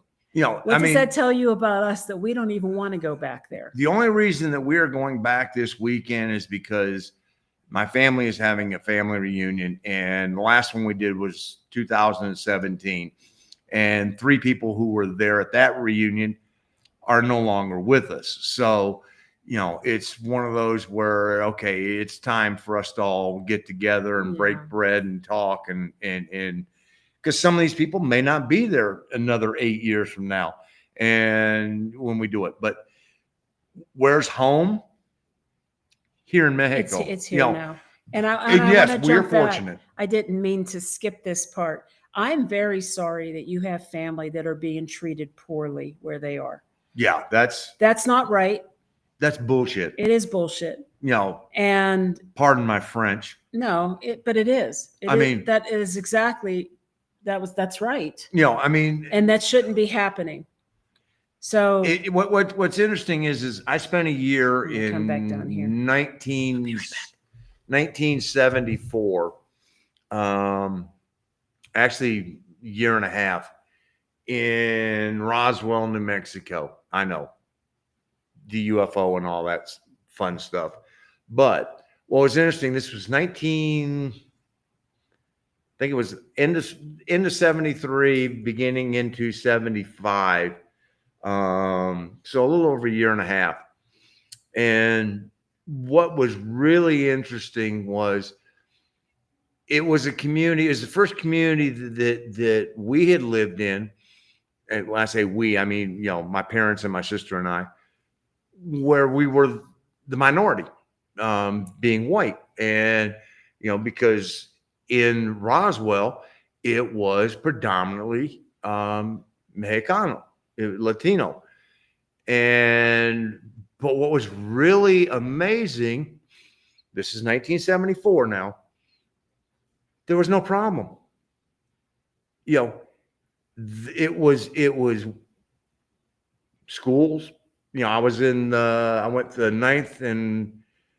eighth and most of my ninth grade year there, and was simply amazed at it, in looking back at how well things were with the Mexican and the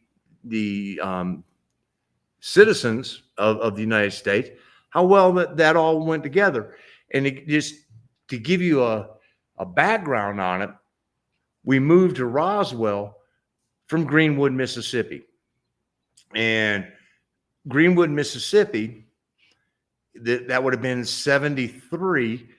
Greenwood, Mississippi was the home of James Earl Ray, the man who killed Martin Luther King. And what was interesting in being in Mississippi in the early 70s was half of the town considered James Earl Ray a hero for killing a man. And I remember we walked into a restaurant. It was a little chicken place in downtown Greenwood, and there was a shrine to James Earl Ray. So there you had tensions that were there, you know, between the black community and the white community that were enlightening to go, wow, there are some really white people who don't understand that, you know, we're all human. And then to move from that type of environment in Greenwood, Mississippi to Roswell, New Mexico, and go, wow, this is a homogenous environment where everybody gets along. So it taught me then that one of the things that was different in the relationships, you added in the Mexican people, and suddenly everything was very calm. And so, you know, that was, and I didn't, you know, at the time, you know, being in the 8th grade, 9th grade, I was more worried about, you know, girlfriends, you know, and had, you know, ended up being girlfriends with Diet Torres and Lydia Nehar. And, you know, that was my concern. But in looking in retrospect, as I aged, was able to look back at that and went, that only occurred because of the mentality the Hispanic community in Roswell, New Mexico had of, come on in, we're all good. We're all good. So that was that. So let's see. Did you settle down in one place? Or are you still what we signed a 1-year lease here in this particular house because we couldn't continue to travel loading the car to the brim every time. It was killing us. And so we're going to use this as our home base for about a year, and we're going to continue to travel. We're going to San Luis Potosí next month. Then we're going to be going to Ajijic, and then down to Manzanillo, and then eventually to Puerto Vallarta. And after that, we'll see what's going to happen. You know, that's still all up there. I know, you know, that's two of the major influences out of the 60s that you sit there and go, man, you know, Brian Wilson and you know, the as I say, the father of funk, because Sly and the Family Stone, you know, gave us, you know, without them, you know, you so many bands, Parliament Funkadelic, the Commodores, you know, I mean, the list goes on and on and on. So absolutely, Eddie, that everybody just does what they're supposed to do, you know, and ends up talking to the man in the mirror. That's my favorite, you know, that's what I tell my daughters, you know, guess what?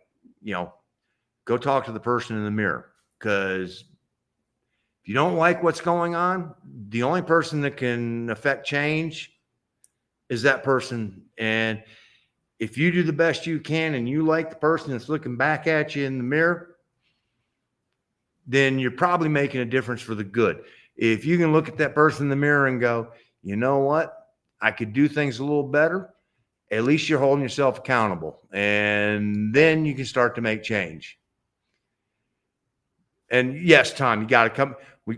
Tommy's room is right back there in the corner. So no, I wish that's one of those that you know, you go, there's few bands that I haven't seen that I go, God, would I have loved to have seen them.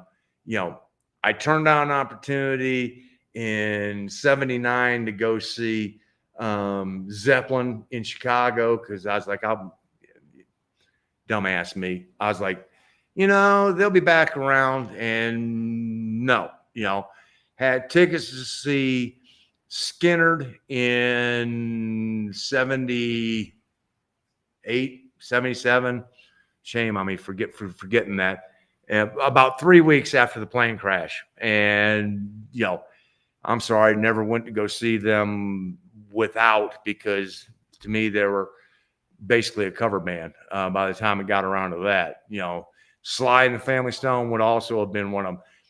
I did get to see Parliament Funkadelic, and that was something to, no, wow. You know. Tear the roof off. Tear the roof off the motherfucker. The mother. Oh. I'm sorry, guys. I'm having tummy issues. we were silent when you responded to Ruby about the calling Querétaro home. And it's not that okay, it's probably over the halfway point, but there's still other considerations. Yeah, I guess. I mean, Querétaro's in both of our top threes, but you know, we also have other places that are in the top three as well. It just made the most sense with it being centrally located and us not wanting to haul our stuff around, to just set up a home base here so that we can continue to travel to the other places. And I mean, it may be that we are ending up paying double sometimes for a place to stay, which we are, because we're going to have a house that we're renting, and then we'll have an Airbnb that we're staying at. But it's not all the time. And it just felt better being able to take that break between the cities and to not be so stressed out with trying to pack everything up and move again each time. So it's not home. It could become home, but a lease is just temporary. So it's not like it's a forever thing at the moment. I'm having beer issues. Are you? Yeah. Yeah, I'm having tummy I know. issues. I don't like having tummy issues. But boy, I sure do lose a lot of weight that way. Okay. Yeah, true. So true. Yeah. You can't fix stupid, but you know. Somebody's a Ron White fan. Yeah. Okay, you guys, we're gonna see you pretty soon. Wait, face. I think that's one of those things supposed to that pop is so an funny. emoji or. Yeah, it breaks. Yeah, it's hard to watch what's happening in LA, but it's not just LA. It's starting to happen in other cities too. So, I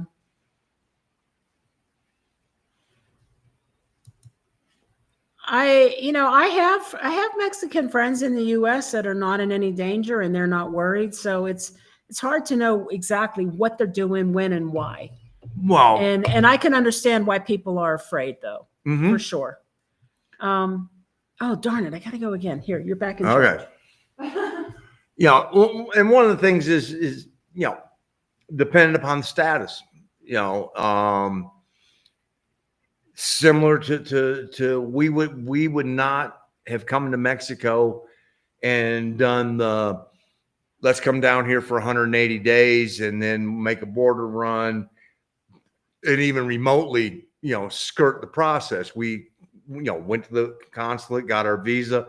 Now, part of the problem is the U.S.'s immigration system is the stupidest thing known to man.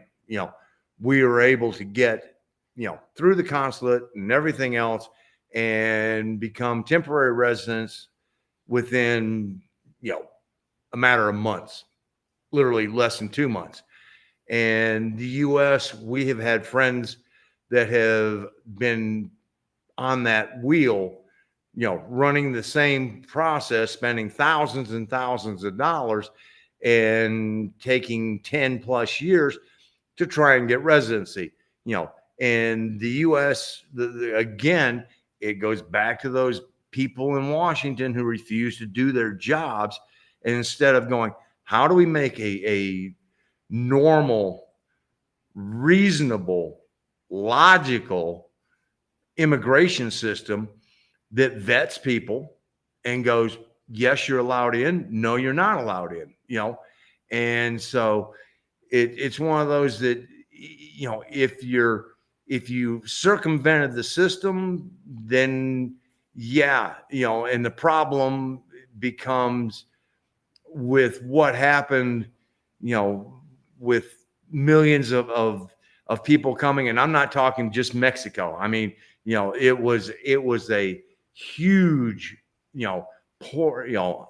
pouring of people across the border that weren't vetted and were said, here, come back in 2 years for a hearing, and then never show up back up for the hearing. So, the system's broken badly, and fixing it is going to take a lot of work. And it's one of those that hopefully there are intelligent voices that are heard.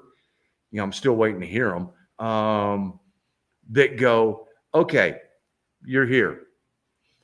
Let's do the hearing and let's, assess your situation and go from there. And so, that's the logical way of approaching it. But, logic and Washington, those two words are never said in the same, sentence ever. So, let's see. Yeah, Tommy, the only thing you saw of Querétaro was we did drive under the arches. So, the aqueduct. Oh my goodness. Yes. Ugh. Yes, I am. Yes, you are. Yes, you are. UNC Tar Heel. So, Oh my goodness. That's my team, along with I'm a Caniac and, the Carolina Panthers, and been an Atlanta Braves fan longer than I've been any other sports franchise. Cause I went to my first Braves game in 1969. So, yeah, Brian Wilson today, huh? I think my favorite song would be God Only Knows. I would say. You got one? It's hard to beat that one. It's a great song. In that entire album, I mean, Pet Sounds is a seminal album that changed rock and roll. It changed the Beatles. It changed. I mean, yep. So many artists went back and talked about that being a changing point in their life. Even Genesis, their first commercial hit was based on a tribute to the Beach Boys music. So Misunderstanding, the whole chorus in the background was aimed to emulate Beach Boys. Yeah, I could go Kokomo, but that's really, to me, that's not quintessential Beach Boys. Not really. And you know what? I have to laugh when I see this, Bruno, because what I think of is the song Chocolate City. Exactly. So Parliament Funkadelic. You look up, if you don't know it, Chocolate City. That's what it reminds me of. You want to talk about laid back? That they Yeah. don't come much more laid back than George.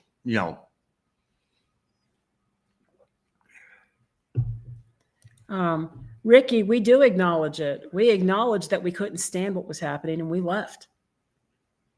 It's bigger. It's bigger than racial divide. It's bigger than racial divide. There's a lot of things going on that were making us very unhappy. The hardest part is that there are idiots there that and the problem is you have 5% on the left and you have 5% on the right, and those are the 5% or 10% of the population that are getting all the media attention. The 90% in the middle are trying to figure out how the hell to get along, make their life better, afford to meet the mortgage and the rent and the car payment, and make my children's life better than what mine is, and doing the good things. And these 5% each side are making life intolerable.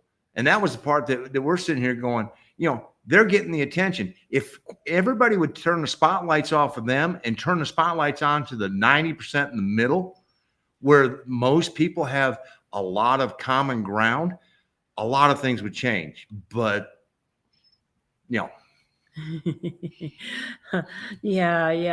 I'm not feeling too good right now, but I'm powering through. But we do need to get to this, and Yvette is correct. What did we do wrong in our lease process? So we have realtors. Our friends Lise and Romy were going to represent us, and we presented them lots of photos of various properties that we took pictures of the renta signs. Yep. And then Mark found this place and he sent them the link. And he sent them a link to a couple places. Yeah. But he was really pushing for this one. And I was pushing to come see it because I was like, okay, let's go. It ticked all the boxes. So, in the Mexican way of doing these types of real estate transactions, we had Lise and Romy were representing us. And in an effort to try and, me being me, I just sort of bull in a china shop. Let's go forward. Yeah. I sat there and went, let me just reach out to this guy and see if he can set us up an appointment to come see it.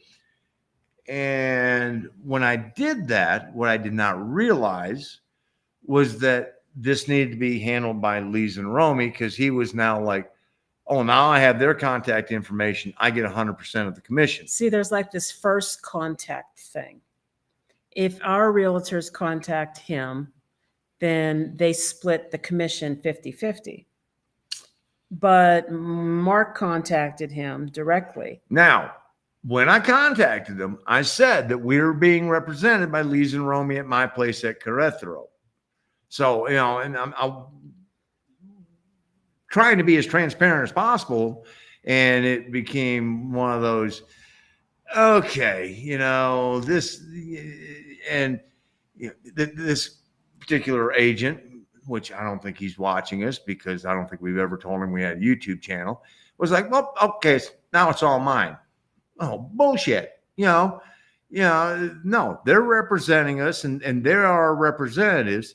And, and he ended up he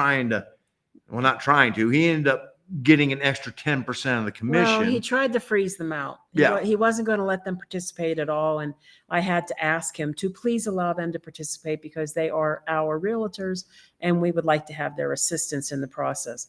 So he agreed to let them work with him, but they weren't going to get 50%. Instead, they were only going to get 40%. So we agreed to pay the other 10%. And we went, hey, that's our mistake. Yeah. We will make you whole, because that was, it was an unintentional mistake on our part. It was just me being, hey, let's get this rolling and da da da da da da.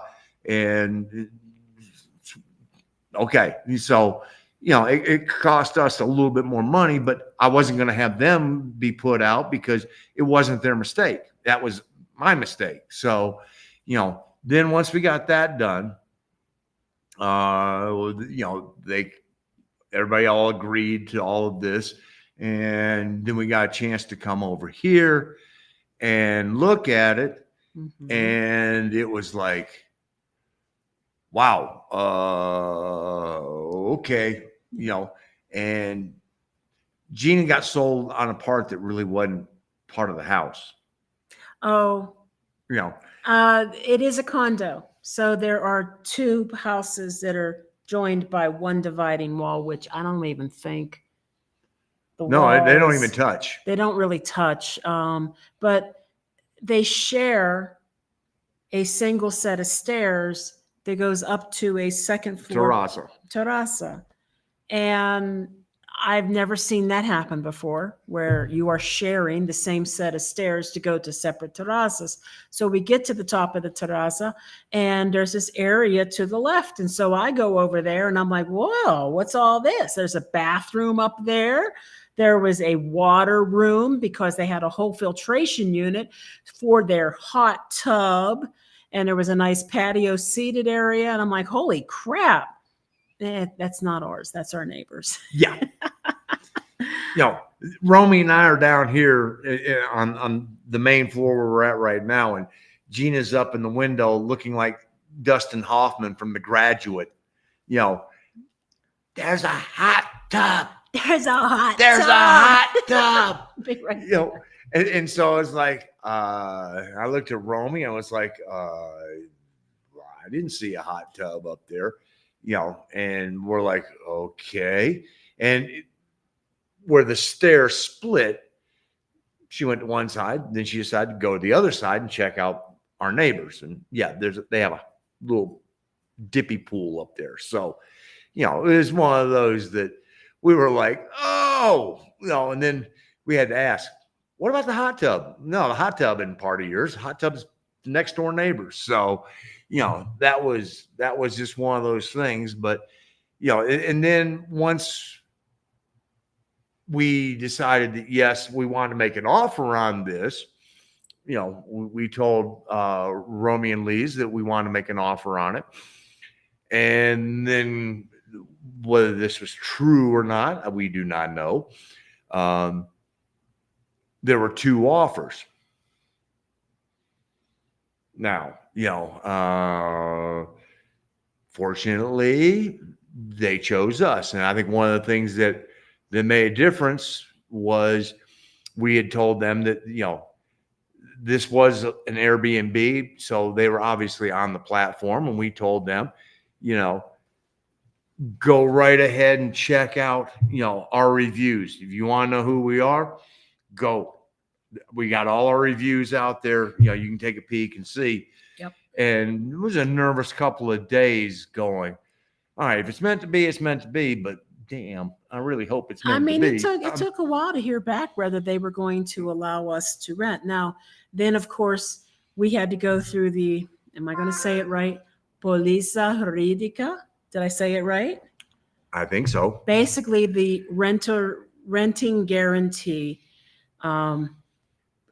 and contract. And almost like a background check. So we have to pay for that. And there's a percentage of the rent that goes toward that. In this case, it was 25% of the rent. Sometimes it's more. And there was a lawyer involved, and he does a background check. Now, the background check was like not really all that big of a thing. He literally just called our references. And yes, I gave two references in the United States, neither one of which speak English, and he did call them. No, other way around. Or Spanish. Right. Sorry, neither one speaks Spanish. I'm so sorry. And he did call both of them, one of them being my daughter. And one being my 84-year-old mother. And his mom. And the funny thing is my daughter laughs because he called her and he said, do you know Gina Anderson? How long have you known her? And she's like, all of my life. And we told him that this was our youngest daughter. Yeah, so yeah. And he explained, when I told him later about how she still laughs about it, he explained that not everyone who is a child or a parent has known their child or parent their entire life. Sometimes they're separated for years, but he did ask, and he kind of asked, he asked everybody if I worked and what I did. Yeah. For my job. How do you find your jobs? And I don't know if he asked how I found them, but asked what I did for a living, and I probably if I earned enough to meet the rent, probably, or something like that. But they were very brief phone calls. It's not like he went in depth with anything. Then after those phone calls were done, he asked for someone to guarantee the rent. So we did have to have somebody sign up as our guarantor and sign the contract with us. And that was our friend, Annie Vette. So she and Arlene agreed that they would do this for us, which was really cool. Yes. And then there's some back and forth. Our realtors, Lise and Romy, came when we did the walkthrough, took pictures of everything. I'm not even kidding. How many lights were not turning on and off? If the blinds needed to be repaired, if there was anything broken anywhere, the condition of furniture, did the showers turn on? Did the hot water work? Was the water hot? Which we couldn't determine because they had turned the hot water heater off, and well, they got it lit, but and fortunately we have a good size hot water heater. But good size hot water heater means it needs time. So and these things are very important, because if something isn't functioning and it's not in the contract that it was either not functioning or it's not agreed that it will be repaired or whatever the case may be, then it could fall back on you. It falls back on you as a renter. Right. Also, it's a way to protect the people who are leasing, because as it was explained to us, Mexican law tends to side with the renters more than it does the leasers when it comes to property damages and people squatting and things like that. So this process and the contract and everything that's wrapped up in it, it got to be quite detailed. It was almost like you were buying a house. Yeah. Like literally. And then after we sat here at the table to all sign the contract, there were addendums that were added, things that need to be written down that we were agreed to, like the beams are going to be fixed upstairs for construction and structural sound. And because we were coming in here for a year and it had been an Airbnb, there were some things in some closets and stuff like that we were just like, please remove this stuff. We need all the closet space we can get. So all of this, could you please? The broken coffee pots that people just bought new coffee pots, and then you got 3 coffee pots and 2 of them don't work. Just stuff like that. Just take it away. The baby bath, the pool floats for children, and I don't even know. There was the ATVs, ATVs that we weren't going to be allowed to use, and then the associated gear with them, like Are the bikes gone? No, the bikes are still the bikes, and there were 2 things that still need to go. So whatever. But they take care of all of that before we move in. Yes, and so there are things that were just like, okay, and we did not have the laundry room key, so we didn't even get a chance to look into the laundry room when we were here. We knew that it had a laundry. We didn't know if that meant washer and dryer. Just a washer. Right. None of that we knew. And then we finally got the laundry room key. We looked inside, and there's a washer and a dryer. I think they had to one of the stacked. Call a locksmith in for that and put new lock on it. And so we ended up, finally getting in there to look, and there's a love seat, and then there's a satellite dish in there that, eventually we could use, because the satellite dish is taking up two shelves worth of space that we could use. Potentially, there's things that we could put up there. Yeah. But it's, we're working on making it feel like home. Amazon's loving us. Because God knows we bought enough stuff. But, we also we're sitting here and there's some couple of spots that we're like, we need to do something here and we need to do something there. And Annie Vet and Arlene took us over to the furniture maker. Yeah, a wood carpenter. Mm-hmm. And so there's in our master bath, there's just this dead space behind a wall. And we're looking at it and we're going, that would, if we could put a linen closet in there, it would be great. So I measured it out and we go over to the cabinet maker, furniture maker, and he is all covered in sawdust. I mean, head to toe, he is in sawdust. And he's drawing it out and he's going, how many shelves? How many shelves? What's the dimensions? You want this tall, this wide? What kind of stand? And and what un puerta, dos puertas, no puertas, sí, dos puertas, and Gina saw a door style that she really liked and said, 2 of these, please, and put those on there. And, told him what color we wanted it stained. And he asked the logical question. He goes, well, is it going to be, where are you putting it? Well, in the baño, cerca the ducharse. And, so he's like, well, now I'll stain it twice because it's going to be, subjected to humidity. Water, lacquer. Yeah. So we end up he's custom building basically a 5 foot by 3.5 foot by 3.5 feet, but basically linen closet for us, and custom made out of wood, 7,000 pesos. So I also got like a small table stand to put the wireless mesh onto, and we got a tree coat rack. Was there anything else? That's it. I mean, altogether, all of this handmade furniture was going to run us about $500, which is pretty amazing considering that he's making it by hand and it's solid wood with a decorative chiseled door panel on them. So I'm pretty impressed with that. The hot tub story. I know. I was just so excited. I just couldn't believe that there was this hot tub up there. But then I never expected that the, roof terrazzo was split between both houses. But that's okay. I mean, we really don't go into the water that much unless the pool's right outside our door anyway. So, right? The only time we ever really hit the pool was when it was right outside our door. So that would be El Tejar, Merida, Progreso, Valladolid. Valladolid. That was it. Hola, Guadalupe. Thank you for joining us tonight.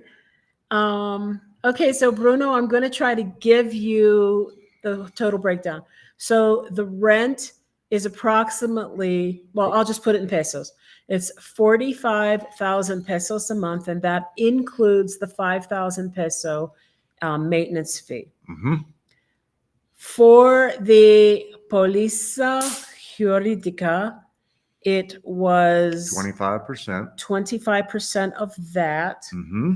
So let me get that together here. I will add it up right now. Oh, how about if I hit calculator? 0.25. So that was 11,250 pesos. So 40, and then add 45 to that. Okay. Then for the commission, typically that's not paid by us. Typically, that probably comes out of the deposit. We had to put a deposit. Yeah, it down. is paid for by us because we give a 1 month deposit, which is right. 45,000 pesos. And once that is agreed upon and everything else and everything goes good, then that is split. Yeah. So there was a deposit. Now, this one, because of the 60-40 split, we paid an extra 9,000 pesos. No, we paid an extra 4,500 pesos to make sure that Lees and Romy got what they deserved and what they earned, because they did the majority of the work. They did. And then they have a standard fee for their clients of 4,500 pesos. So in total, we paid to move in 110,250 pesos. 4,500 of that would not have been typical if we had followed procedure like we were supposed to.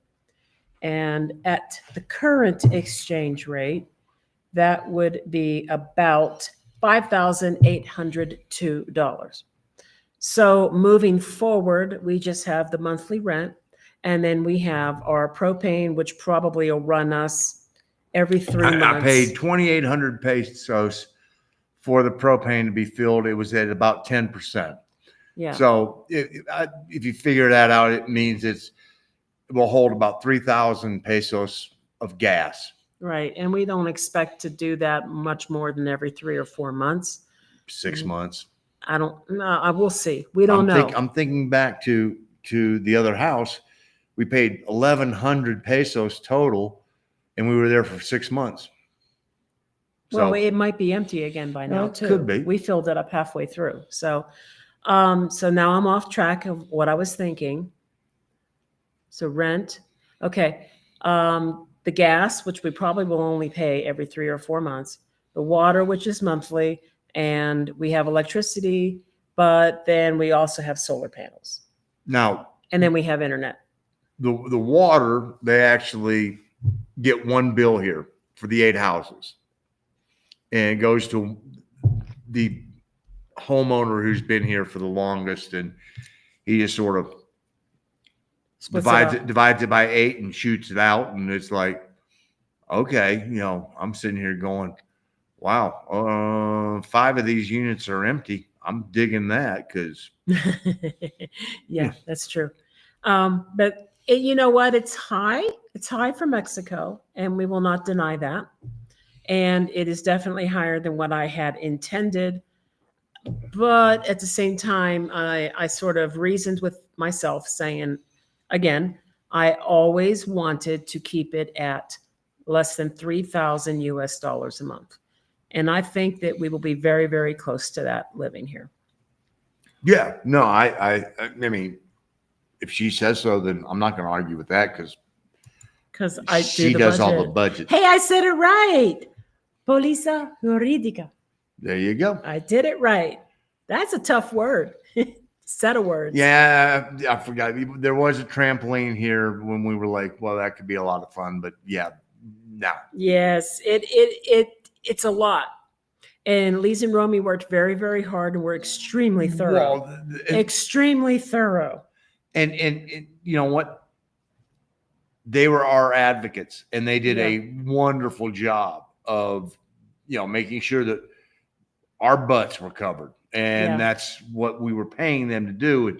And they did it exceedingly well. And so, anybody who wants to think about moving to Querétaro, those are the people that you want to talk to, because you're not going to find 2 better people than Lise and Romy. I'm sitting here going, do I not have them on here? My place at Querétaro? Yes. Seriously? Well, we will fix that. We'll fix that. But we will fix that. I mean, for sure. And see, what did I miss? So yeah, it is a lot like buying. It's like getting a house inspection and everything. Yeah. And we have to go through it again. Like let's say next May we go, we're going to renew for another year or 2 or whatever. We would have to go through the entire process again. Now, a lot of that's going to depend upon how our relationship with the owner progresses over the next year. And, it's one of those where, he trusts us, we trust him, but you still got to put it in writing to make sure that both parties are protected. See if that helps. I'm getting like all bleached I know. out with yellow light right now.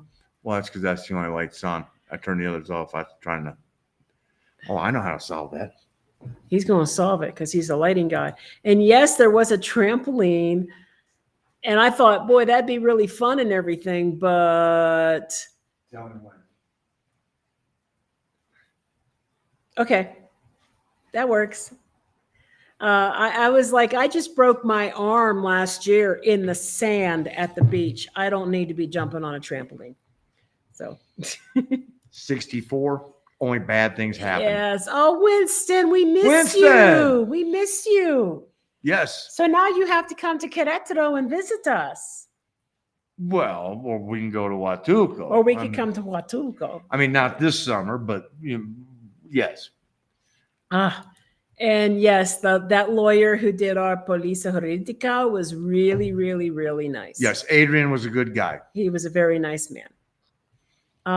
And yes, we got that coat rack. So we got a lot of furniture. I mean, if you think about it, handmade cabinet for the bathroom. $450 is what we paid. Oh, I thought it was 500. 8,900 pesos total. Okay. Well, I mean, yeah, I know you were just rounding up, but yeah, it was 8,900 pesos.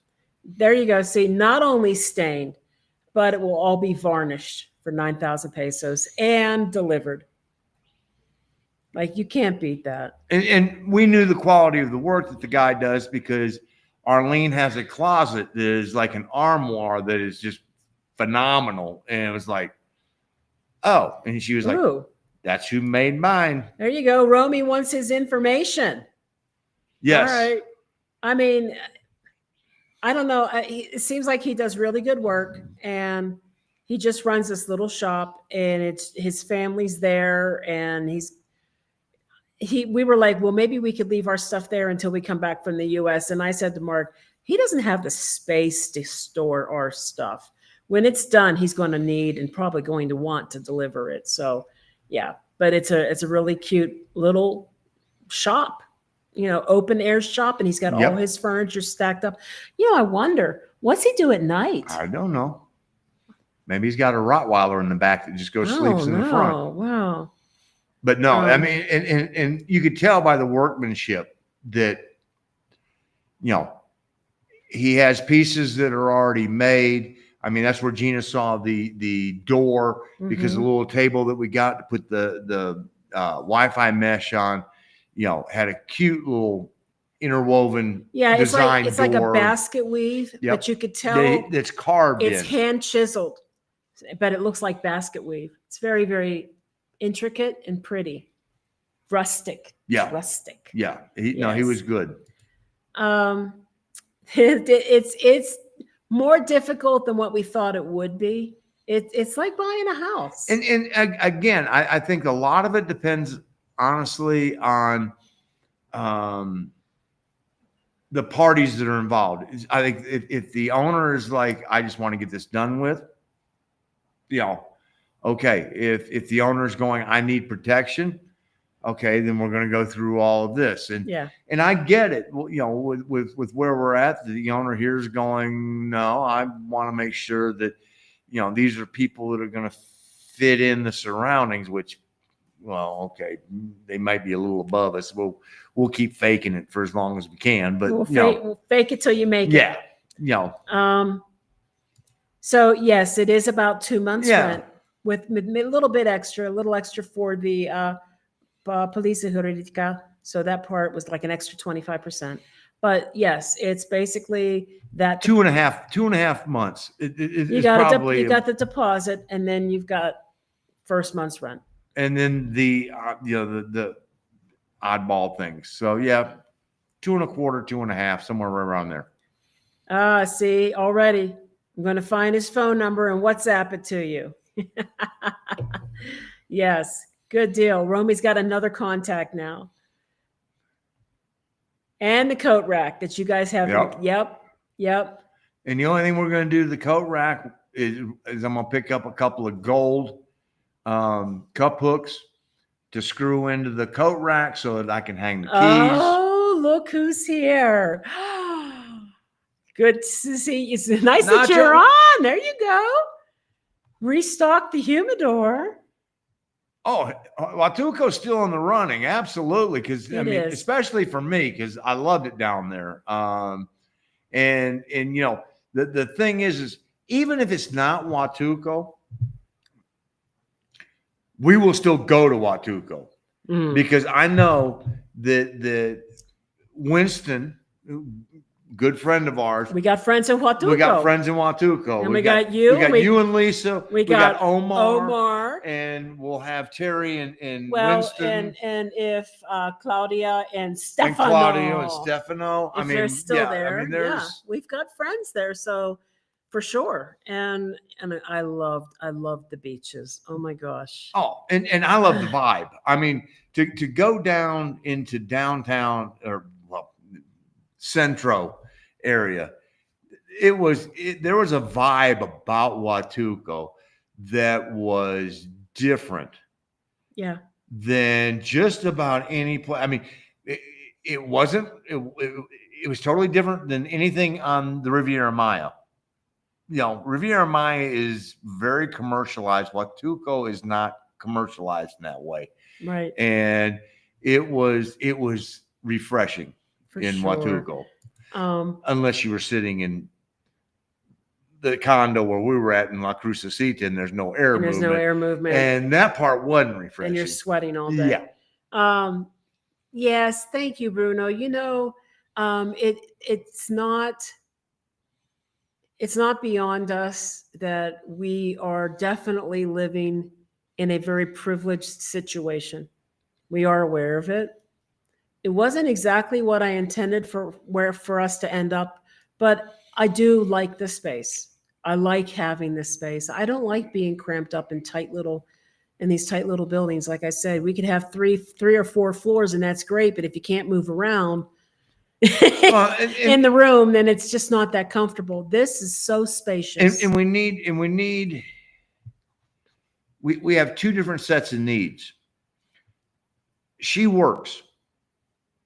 Estoy hablando, you know, and so, you know, but it takes on two, you know, she has her needs to be able to have a place. And the thing we liked about this was with the maid's quarters being the only part that's upstairs and a door on it and a door that locks, she goes to work. And when I'm done, I'm done, she closes the door and she walks away and it's done. Yep. You know, for me, I need two places. I need one that I can go, you know, watch my sports, and I need someplace comfortable that I can sit outside and have my cigar. And this has everything in spades. And so it was one of those, it was just like, okay, checks her boxes, checks my boxes, checks our boxes, because, oh, that's right, it has a kitchen that we both could go, oh, yeah, and a pantry, because we like to have stuff in the pantry that we can go, we ain't got anything to eat, but the pantry's stuffed. Well, you know, I'm joking. Not so much about it being stuffed, but that it's a place to keep the food without you opening up a door and it falling out on top of you. It's spacious enough that you can set your cans and your boxes and you see everything that's on the shelf. And quite often when we would move from location to location, we'd start pulling stuff out of the kitchen and go, shit, I forgot that was even back there. Yeah. I mean, because it's just being able to just spread it out on the shelf and seeing everything that you have and you know exactly what you have. That's nice. And you're not having to go in there and dig through with stuff and move things around to find something. So that's nice. Lise and Romy, you guys are awesome too. So thank you so much for doing this, because we would not have been able to navigate this. Can you even imagine if we had only worked with him? Enough said. And yeah, Romy, I think that's pretty close. It's a little bit more. It was more like closer to 5,500, but close. So yeah, I mean, it's right in that ballpark. Yeah, and you know, was it an amount that we had figured on when we were going, it's time for us to pull the trigger on this because, this was, I mean, it really is extraordinary that we arrived at the same decision separately without even consulting each other. Well, it's because it was meant to be. I mean, Yeah. I mean, when she looked at me and goes, I can't keep doing this. And I'm like, hallelujah, thank God. Because, I couldn't either. And it was one of those, well, how am I going to tell her that I can't keep this pace up? Yeah, the pace is hard. The packing is hard. It was easy the first 14 times, but the 15th time kicked my butt, and I can't really see doing it for a 16th time. And that's just in Mexico. That doesn't count the number of times we did it, in the U.S. and did it at motels, because on the drive down to the border, we had to unload the roof bag because at a hotel, open parking lot, can't leave the stuff out there. And overnight. So, and it was like, well, we could add an extra day on the drive. I'm going, hell no, I'll drive further to avoid having one more night of having to do that. So, and it is a lovely place. Honestly, it is a beautiful place. We would never be able to afford a place like this in the United States ever. That, like I mentioned earlier, this is easily a $5,000 to $8,000 a month rental. Or more, because of the community that it's in, and the building. There's the itself. first 5,000 right there, just for the community, Yeah. and then you got to put the house rental on top of that. So I mean, we are definitely living a very luxe life where we are right now, and that does not that's not unnoticed by us. So we do realize this. This is not the standard. No, this isn't the norm. This isn't the norm. No, but it's comfortable. Well, and when I saw it on Inmuebles 24, I'm like, yeah, it's more than. She's instantly going to go, no, it's too much. I don't even want to see it. It's too much. I have said that to him. I'm like, that's not in our budget. Why are you even showing me this? This is unrealistic. And I'm like, oh, do I want to go down this road? And I'm like, no, it'll speak for itself. And she started looking at it and going, yeah. Go back a picture. Look at the size of that kitchen. Yeah. And so then I was just going, please live up to the pictures, because you never really know until you walk in, and let's be fair. It was a vacation rental. It was a popular one. I can tell you right now, when it was listed on Airbnb, most of the people who stayed here were coming from very large cities like Mexico City, and they would come out here and they might be golfers or something like that. It had fantastic reviews for the most part. And I don't know how long it had been on the platform, but it's had some wear and tear. There are some things that probably could be repaired or fixed or just updated. Yeah. But in general, it's a really nice place and I'm satisfied. So, and we had a few things that were repaired. Like we asked them to please repair some of the slats in the two pairs of blinds that needed some, and they're going to fix the beams up on the top, and they fixed some of the burnt out light bulbs, and they're going to be repairing one of the fixtures that shorted out on us. Oh, and he's off on his trip now. So we're easygoing people, Romy. We just try to do whatever we need to do. And I do not know what kind of wood the carpenter is using. I don't know how we could find out unless Arlene or Anivette asks him what kind of wood he's using. Or maybe you could ask him if you get his number. And Anivette, you're so right. Representation is everything. And Lise and Romy do a fantastic job. They treat you as if you are their own family. They look out for your best interests, make sure you are protected. And I know that Romy was dogging the other realtor on a regular basis. Wasn't getting a whole lot of interaction from them, but she kept up. She was persistent. Now that I am in contact with the landlord, we are probably going to be, it's easier to deal with, I think, now. Well, and the Yeah. landlord, I think he feels comfortable with us, and it's I one of agree. those where it's like, okay, Yeah. See, I will be posting one of the many reasons why we moved to Mexico. We have the makings of great sunset pictures. Oh, that's awesome. I bet. Too many beers. my friend. Is Huatulco expensive? Well, Suzanne, I think that really depends on where you live. If you were to live in the barrio where, oh God, I can't think of their names right now because it's just escaping me.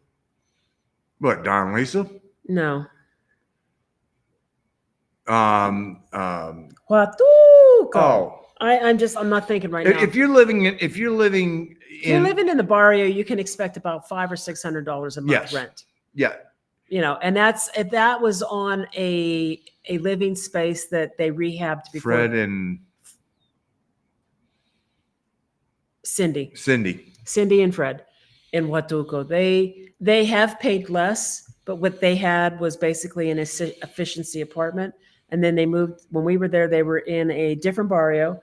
It was a little bit bigger than an efficiency apartment. There's a 1-bedroom. In the fact that they had a bedroom that was separate. Right. You know, but it was small, and they had to rehab it first before moving in, and it was $550 a month. Then I believe something happened to Cindy. She had an injury, and they looked for a place that cost less. Again, they had to rehab the place before they could move in. So I'm seeing this pattern where you can get rent inexpensively if you personally put in the work to bring it up to your needs. The closer you get to the water, it's just like any place else. Yep. The price goes up. Yep. And is it expensive compared to the US? No, because But Don and Lisa have a fabulous house overlooking one of the most beautiful bays in all of Mexico. And, they sold their house in San Francisco and they had money left over, and they're refinishing this. And it's stunning. It's one of the nicest houses I have seen in all of Mexico, period. But, and so, can you spend a lot of money? Can you spend a little money? Yes. Can you find something where it's going to fit with what you're looking for? Yeah. If I remember right. Vacation rentals in La Crucecita and over near Entrega Beach, they can be pricey. And the closer you get to the beach, the more they are. Winston stayed in one, and it was pricey. And I believe the one he stayed in was for sale, and it was pricey the sale price. But that's because they look at it as an income generating property. Yes. They're not looking at it as just somebody's home. Right. They're looking at it as a way for you to generate income. And if I remember right, the unit we were in La Crucecita, Claudia said was 160, 180, somewhere right around in there, because Winston wanted to know. To buy it. The rent off of Airbnb would have been around $1,500 a month for one we had. And it was on the third floor? Second floor with a third floor bedroom. Right. So it's second floor. You got stairs to climb, the parking lot. Third floor. It was third floor. Okay. With fourth a fourth floor bedroom. You've got a parking lot that is like 3 buildings away. But you do have a community pool. And it was a nice one. And it's gated. Yep. And it did have air conditioning, but we just didn't want to run it all the time because we didn't want to be those people. And we had 3 bedrooms, but again, small kitchen. It was very tightly compact. using all the space it had. And it's one of those where, okay, could you get a condo like that for $160,000, $180,000 in the US? Probably. Could you get one that close to the beach? No, not for that price. No. Yeah. So it can be as expensive or as inexpensive as you're willing to live with. It just depends on what your needs are and what you might be willing to sacrifice. So, hey, Alfredo. Hola. Hola, Alfredo. Any experience with, see, I'm glad you just asked that because we were just talking, Toby, about Huatuco. And it just so happens that our friends Claudia and Stefano, well, Claudia is from Cuernavaca. Yeah. And we haven't been there. And I don't know if she had a whole lot to really say about it. I know she was eager to get us to come out to her other property that was at that beach, but she never really said anything about Cuernavaca. No. But she didn't put it down like she did, Chiapas. Oh yeah, she wasn't happy about Chiapas, but that's a story for another day.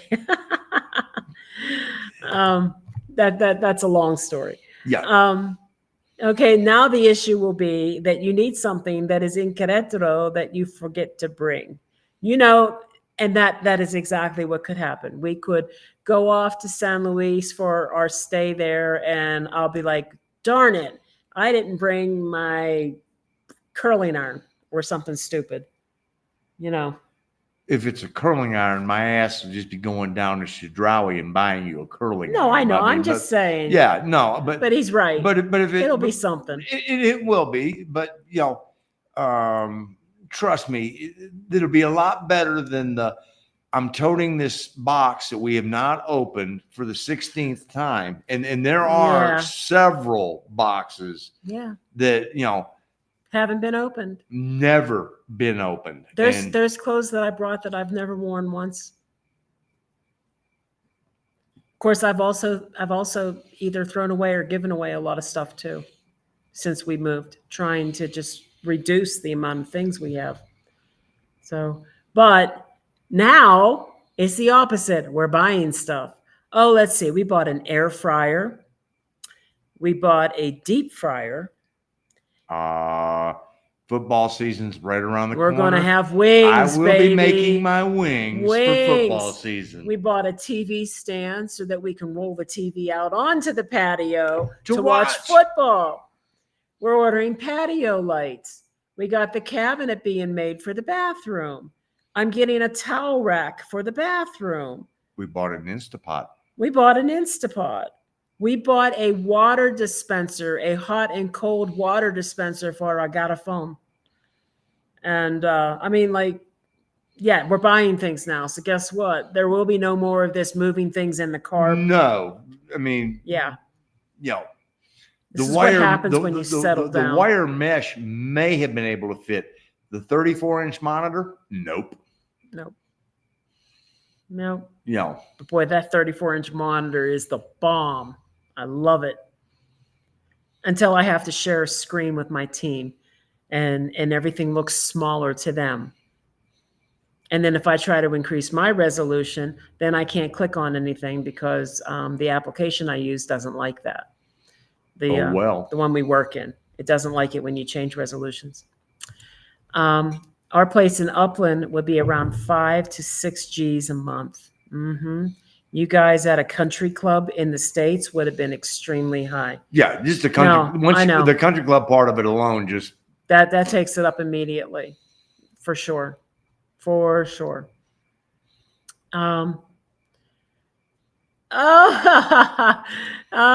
me know when you want to go fly the drones. Oh Lord, I have to go fly a drone. Hey, Papa. Hey, Papa. Dude, you missed the big announcement. You're going to have to go back to the beginning. It's a lot to say. Short version, we leased a place for a year in Querétaro. Yeah. And it's mostly just to keep our stuff so we don't have to keep trying to haul everything around every time we go visit a new location. getting older sucks. Yeah. But and then we could take a break between locations too. So how hot does it get in Querétaro, and how long and bad is the rainy season? We're in the rainy season, and it seems like we went for 2 weeks, 3 weeks, where it seems like every night that around 7, 8 o'clock at night, we get a shower, a good shower. And there's been a few times in the middle of the night while we slept that we had some thunder showers. But the norm is an hour, 30 minutes to an hour worth of a steady rain, and then it's done. How long it lasts? Well, I can say in the last week, what occurred out there is the first time in a week that we've gotten rain. Yeah, it hasn't rained here since we got here. Nope. That was the first time. And how hot? Mid to high 80s typically. But last year, I remember that Annie, Vet, and Arlene were telling us that it was mid 90s. It got really hot last summer. It got a little bit of a heat drought, a heat wave that went through the country, and everybody was a little elevated. And so it could get higher, but it's been the high has been upper 80s this morning so far. Just to give you an idea, this morning, Pueblito, who cleans this place, showed up, and she's wearing a jacket. There was a chill this morning in the air because it was a little bit overcast, and for her, I mean, they wear puffy coats but their sense of temperature range is different than what our sense of temperature range is. I was sitting out there in a pair of sweats and a t-shirt going, this is great, but it's here, it because of the elevation and everything else, it's fairly moderate. I mean, it's probably the best way of describing it. It's like and then in the wintertime, as I recall, it would get into the low 40s. And see, we're trying to answer questions Romy's already given them the answer. She's already going. Yeah. There you go. Those who live here know best. And I'm saying Fahrenheit, and of course she's going to give it in Celsius because that's what it's measured. And you're right, Winston. Santa Maria would be more. Yes, it would be a lot more. It all depends, guys. In the Huatuco area, it depends on where you are. Yep. And how close to the water you are. So. And which bay you're on. Yeah. I mean, because there are I think there's actually 8 bays, and I think 4 of them don't have any buildings on them at all that are just nature. But the other 4, there's a pecking order. Oh, yeah. Yeah. For sure. Yeah. Okay. Well, yes, we're getting pretty close here to the end because it has been 3 hours. It's just a little bit after 8. So have a good night, guys. And we will be seeing you soon. And in, I don't know, about 5 months, 4 months. I can't remember now. No, it's only June. It'll be 7. Well, we'll see them at the meet and greet in Ajijic. Yes, for sure. So I'd like to read this just because I'm learning here. Temps have risen more than normally, 32 Celsius, which to me is much higher than 40 years ago when I first arrived in Querétaro. Yeah, I agree with that. Overall, temperatures have been warming, and part of the reason why the temperatures will rise often has to do with the removal of green space. The more concrete you have, the more concrete there is, the hotter, more reflective light, the hotter it gets. So the green space helps keep it cooler. But Querétaro is a growing city, and there's a lot of building going on all around. So, you'll need a smoker for ribs and brisket. No lie. May have to think about that. Well, we got the grill. Ooh, but to smoke it at 225 Fahrenheit all night long. Ooh. That means I have to sit out there and drink beer all night long while we could even do a half-assed Cochinita Pibil that way. There ain't no half-assed Cochinita. But I mean, like, if you let it cook slow all night long. Yeah, I know, but it's still. Yes. Thank you for the broadcast and information. With 7 hectares for $100,000 within an hour from Huatulco be a decent price? Ooh, that would be best to ask somebody who's actually living in that area. We don't really know. We haven't investigated real estate costs in that area because, well, No, but I can tell you, traveling. I can tell you this: if you can get something like that, get it, because it's going to go up. Huatulco is going to be the next Tulum.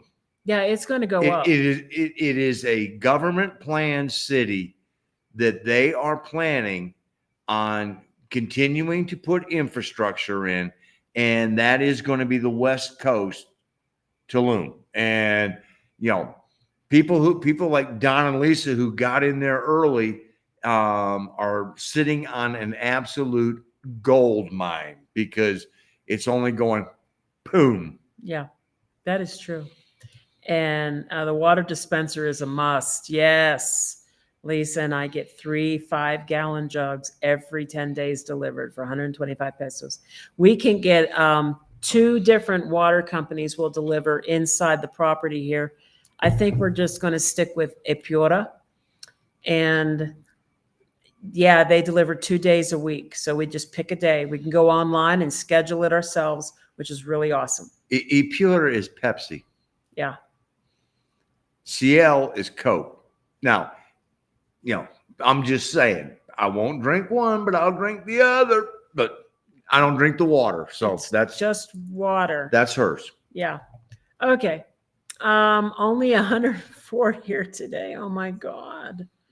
That's hot. Yes. Yep.